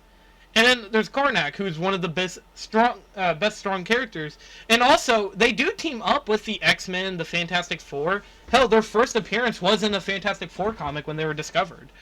I like also the fact that one thing about the Inhumans is the fact that Black Bolt, like, although yes, Black Bolt's probably more impressive with his voice, he can actually take the Thing in a one-on-one fight. He can fight the Thing and the Hulk at the same, like, he can fight both of them. So obviously these guys are extremely impressive, and also most of the comics that I read with Black Bolt, he's mostly like he does get his ass kicked, but like if he knows that it's going to protect his royal kingdom, he'll do it, and that's what's so interesting about them. They're all so likable and great. I really do wish I can read more about the Inhumans because some of their comics are harder to find than others. But I like Black Bolt. I love all these characters, and I would love to see them in a new movie. Well, What's up? well, at least you'll be able to read them with one look from your eyes. What eyes? Oh god, and the multiverse of mad. Oh my god, the multiverse of madness. So multiverse of madness. Did you forget about Multiverse of Madness until right now? I mean, you brought it up, and I was like, I'm curious. Who was originally going to be your number 2? oh, the Blues Brothers were going to be my number 2, but okay. I did already bring them up, so maybe one day we'll do an episode on the Blues Brothers. I do want to talk about the Inhumans, and also. In the game, I think it's cool that the Inhumans are there because they take Thanos on a 1v1, which is pretty cool. Because, again, Black Bolt is more than just his voice. He can fight. He's really strong, and I like that. And I wish that we could see these characters more. Maybe one day we will. Maybe one day they'll make an Inhumans movie, and everybody will love these characters. But for now, we probably won't see that for a while. Inhumans, mostly Black Bolt, is my number 2. Sorry. I had to go on such a tangent there. Oh yeah, also, Black Bolt would never speak. He literally practiced his entire life never to talk, so he wouldn't freak out if his mouth got closed off. Black Bolt literally got tased in the show and he made a noise, but that was just because of the fact he got tased. So it makes sense. Like, he didn't expect it at all. Anyways, go ahead, Roxy. You're number 1. Yeah. Okay. Oh, ow. Oh. Number 1. Ow. My back. Oh my god, it's Spider-Man! We're back! Ow, my back hurts. I just die, you never get the answer. Oh gosh. Okay, that'd be really funny though. No, that'd be fun. But it would be funny because nobody would ever know. Well, I mean, you'd probably guess, but nobody would ever know. We'd be like, Roxy, it's been a while. What's your number 1? Go ahead. Like, damn, I didn't. You really summoned me from hell in order to get the answer. All right, let's hear it. Okay, it's Me RoxyReviews from Night in the Woods. So, you remember this is oh jeez, sorry. But yeah, so I think it's interesting because she's a fucking asshole. Mm-hmm. Like yeah, it's so like she's been away from her town for a bit to go to college, but she's dissociative. Mm-hmm. So that's a mental health struggle that the people in the town never really forgave her for because it led to her assaulting somebody. Mm-hmm. Does that make sense? Yeah. Yeah. But like, I think it's really interesting because just the game in general goes like mental health struggles are a major factor in it.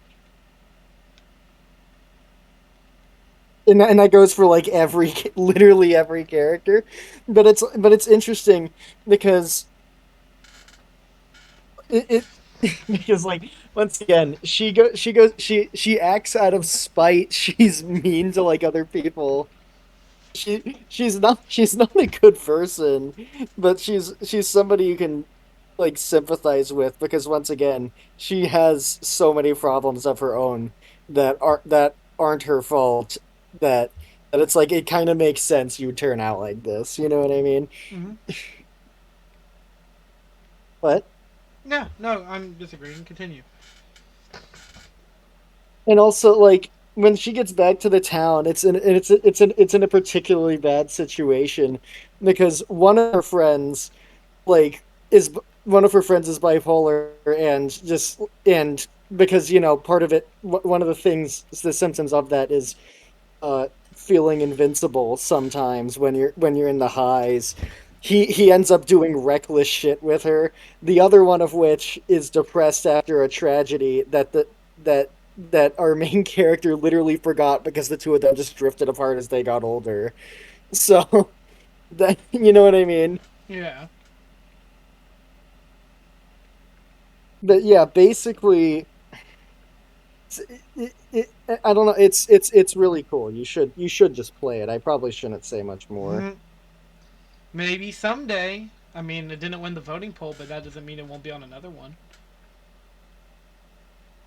Yeah, because I don't want to spoil that much for you. I kind of just want to see how whatever your reaction is.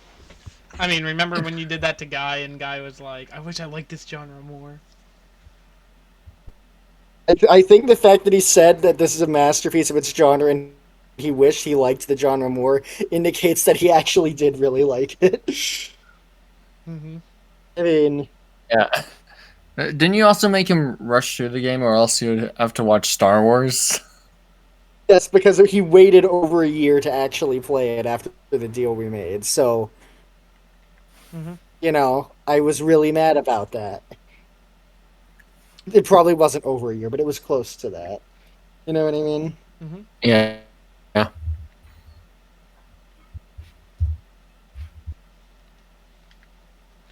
Well, is there anything? Okay, so sir, are you ready for your number one? Whew. Yeah. I mean, you could probably already guess it. Process of elimination Mm-hmm. and Oh who my it god, is. elimination. Minions. All right, go ahead. No, last time I checked, my name isn't.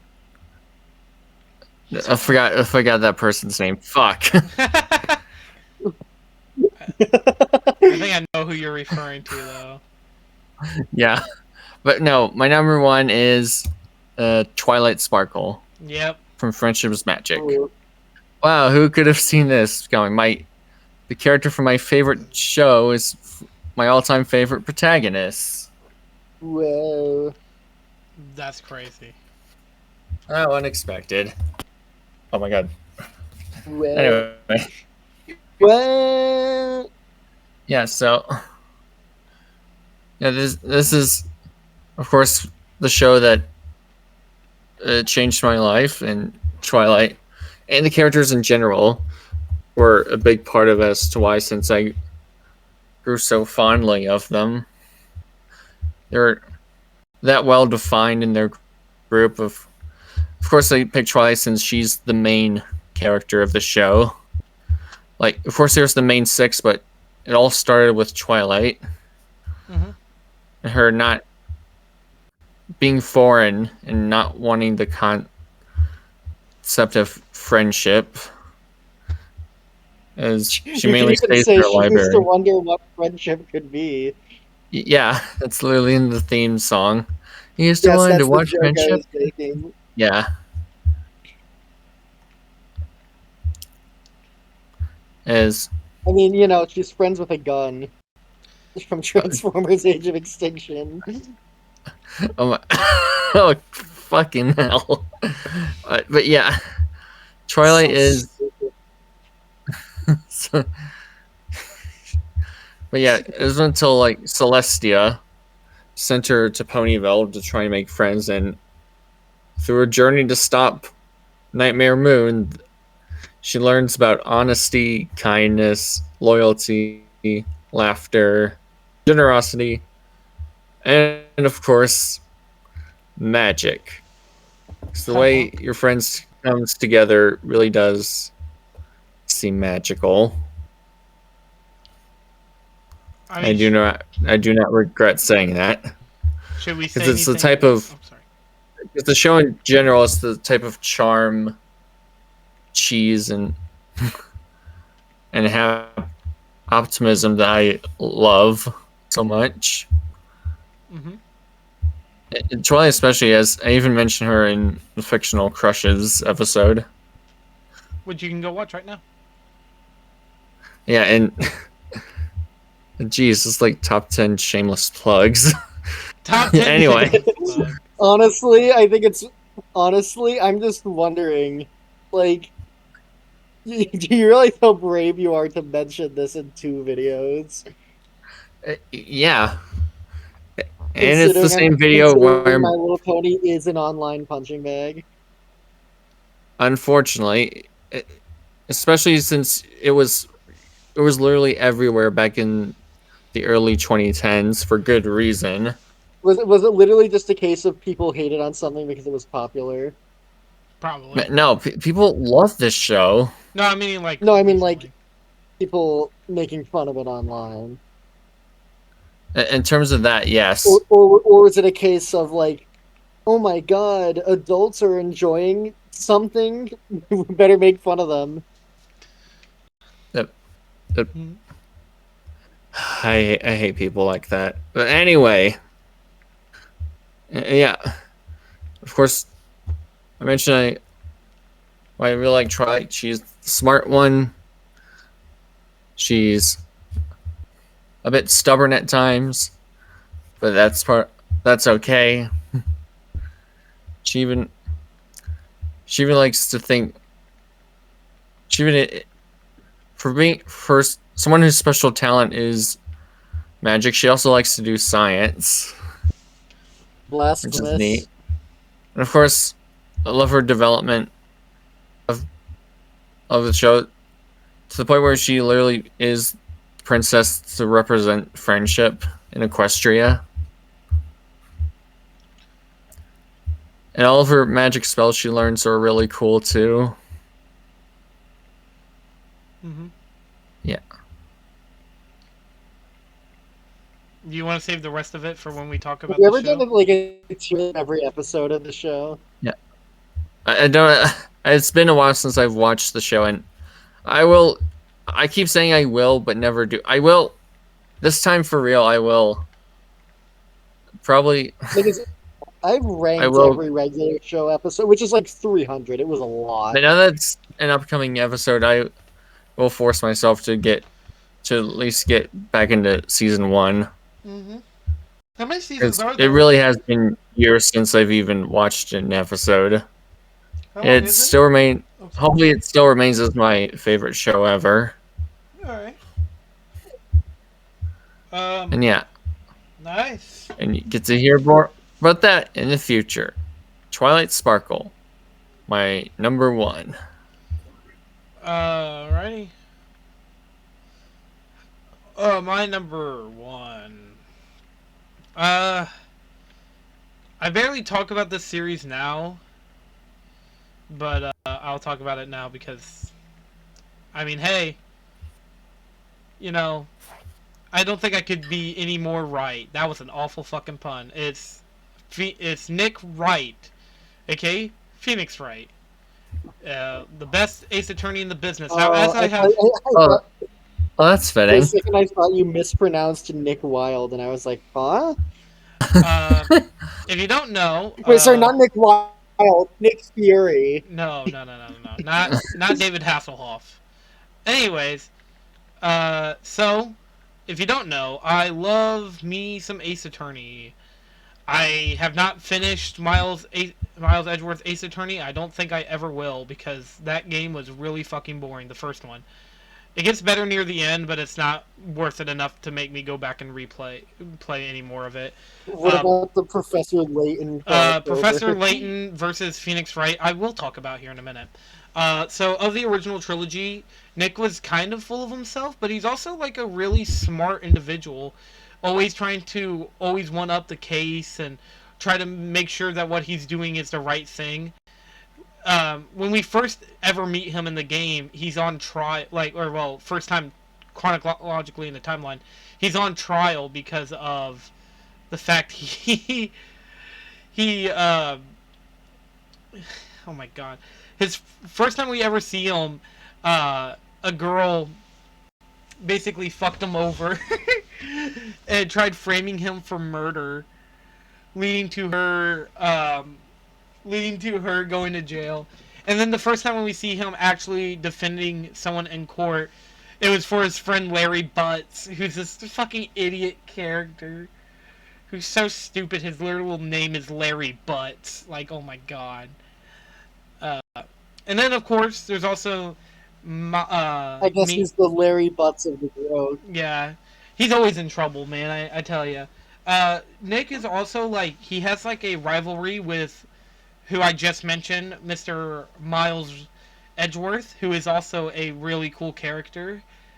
Miles Edgeworth is basically just a like he's this lawyer who at first you think is just a snooty asshole, but later on you see him actually like care about right and everything he does. And even like later in the games, you actually help. I can't remember. I think it was Ace Attorney 1 where you help Miles go through a trial. And basically in the games, like when you help him, he's like, "Oh, I don't need your help." But Nick is just the type of guy who would literally just help anybody, no matter who it is. If he believes that they're innocent, he would save them. Help. I don't need your help. Well, he does help them, and like what makes it even cooler is the fact that at the end of the original trilogy, like him, Von Karma, and Miles Edgeworth all like really become like huge and like they all respect each other. And like the last trial of the original trilogy, they're trying to figure out what happened to Nick, and then it turns out that he fell down a cliff. So they try to help Mia get out of trial because she was framed for his murder, and the murder of someone else who turned out to be. I can't spoil more. This series is great. I love Ace Attorney so much. It's such a good series, and Nick is definitely one of the best characters. Now, from what I heard, from what I remember, fucking, oh my god, I really hate this stupid game. If you don't know, Are you going to talk about the Leighton one or the one that character assassinated the? I have not played Apollo. Okay, I have not played Apollo Justice Ace Attorney, so I don't have an opinion on it. I will, at the very least, give the game a chance whenever I sit down and play it for the first time. But as for God, hold on. Professor Layton versus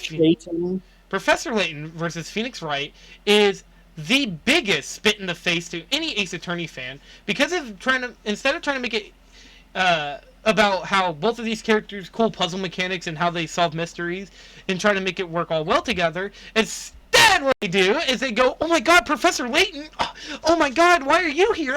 Oh my god, can you take down your pants so I can suck your pencil dick?"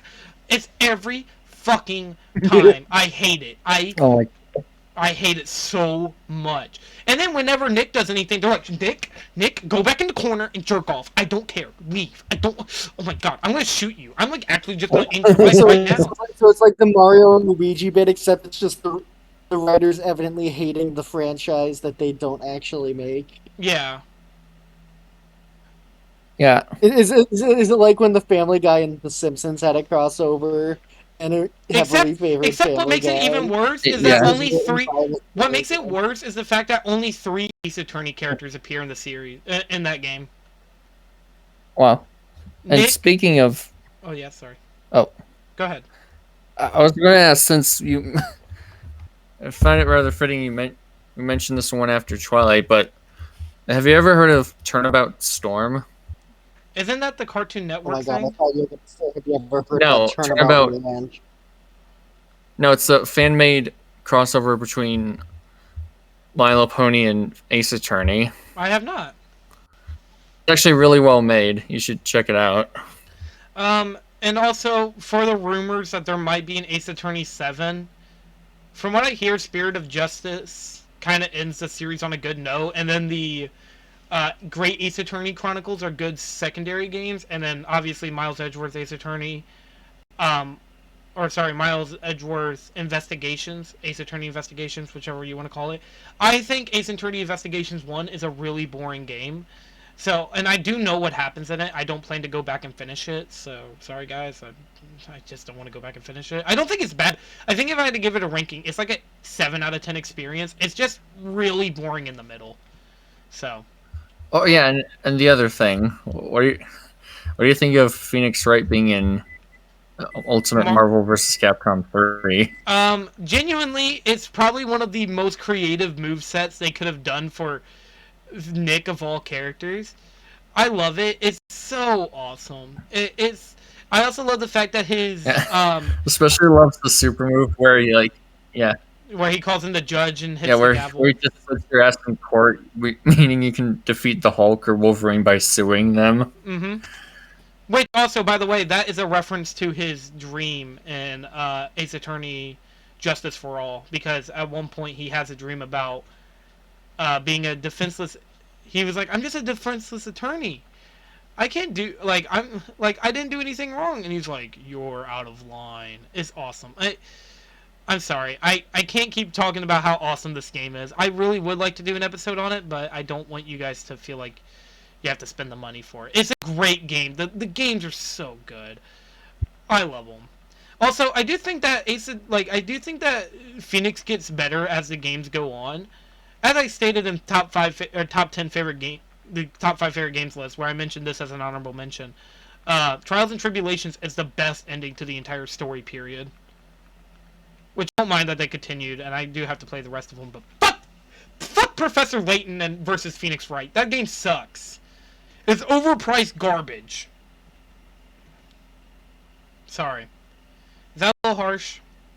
No, fuck it. It's one of the worst games I've ever played. I mean, I haven't played it for myself, so I can't say. Trevor agrees with me, so that obviously means I'm right. Anyways.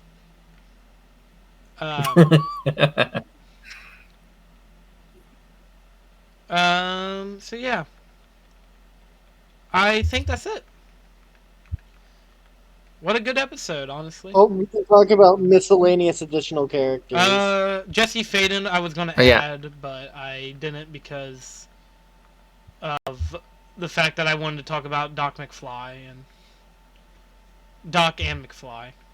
So, sorry. Go ahead. Steve Harrington was a character. Jack Sparrow. Yeah. Not Dead but Tails Jack Sparrow. That isn't canon. Yeah. Yeah. Shantae was a definite cut for me. That was a hard one to make. I planned on having another Final Fantasy character, but I decided against it because I did kind of do 2 Final Fantasy characters already with Sephiroth and Hope, so I felt like it'd be a little much. Originally I had the entire Guardians. I had all the Avengers from the original Avengers movies, but that would have been much. You had to pick one. I probably would have picked Cap and Tony, both of them. But I mean, I think that's pretty obvious. Okay. Sonic the Hedgehog, that's another one for me. Skippy Toilet. Alan Grant from Jurassic Park. Nacho Libre. Yeah, I'm surprised Roxy didn't mention Shrek. I literally wasn't allowed to. Because you could have had the one exception. That's true. I mean, I figured that it wouldn't really make sense to mention him since we've already talked about the Shrek movies. We talked about Shrek 1 and 2. I mean, I just feel like we're never going to talk about Inhumans. That's why I added Black Bolt as a late-minute addition. So I was like, okay, well then I can at least talk about what I thought about them. I mean, I know we talked about them in Multiverse of Madness, but I think that's it. Next time on the Vulture Culture Podcast. We got a hefty one. We're about to really rock this roll of a show right here with episode 66. 5150, the Van Halen album. Yep. And after that is episode 67, Super Smash Bros. For Wii U and Episode 3DS. 6-7. Shut the fuck I've up. got. Episode Moonfall. No, you lost that. You lost that. Well, I do have a funny idea. We'll mention it off camera. Okay. Also, I'm not 100% sure if I want to keep Smash Bros. Ultimate. Sorry, Smash for Wii U and 3DS as that episode, but for now, it's staying that way. Yeah. Episode 68, meanwhile, is A Bug's Life. Yo, A Bug's Life. I love A Bug's Life. Even though I'm not excited for it because it's A Bug's Life. Episode 69 is the album Spirit by Leona Lewis. Yep-a-roo, kangaroo. Kangaroo. Okay. Yeah, where the fuck did that come from? I don't know. What can I don't know. Last one. Okay, last one for now is the one I've been holding off, even though some people already know it. It's episode 70. The Disney Renaissance, reviewed and ranked. Yo. It's been one we've been delaying by a whole bunch, but now I'm really excited that we're finally going to do it. Yeah, which that episode is going to probably be our longest episode of the podcast. It's going to give me an excuse to watch these movies again. I'm happy for it. You all know what I think about... Oh, yeah, also the Aladdin segment will be pretty short because we've already talked about Aladdin. Because we already talked about that movie. Mm-hmm. Yeah. So we won't be... And that'll be it for now. Oh, wait. Yeah, that will be. Thank you for watching. Thank you all so much for watching and listening. Make sure to leave a like and make a comment, as that'll help us get boosted in the algorithm. Share this video with your friends or loved ones to spread awareness of us, and subscribe because it's totally free. Don't share it with your grandma. Your grandma might be very concerned on what you watch if you do that. She might have a heart attack if she ever hears me swearing this much. My grandma hasn't. Yo, sir, you should... It just cuts to Transformers. Shut up, Grandma! Mm-hmm. Oh, no. Also, one last thing. Make sure to go to the Shark Tale episode so then you guys can vote on, or pick whatever episodes you guys want to see us do in Season 3. If you are very excited for any upcoming episode, please let us know what you would like to see. I fucking hate this game. Anyways, hopefully you guys are excited for Season 4. Because we are going to do a lot in Season 4. But we're not done with Season 3 yet. Be patient. Good things come when people wait. Ain't that how the saying goes? Thanks for watching. Good things come to those who wait. Yeah, maybe we're doing Ant-Man and the Quantumania. What? Sorry, go ahead. And boy, we've been waiting, especially for the finale of Season 3. But anyways, that'll be all for this time. Thank you so much for watching and listening, whatever it is you do. And we'll see you next week for more Van Halen. Goodbye. Goodbye. Goodbye.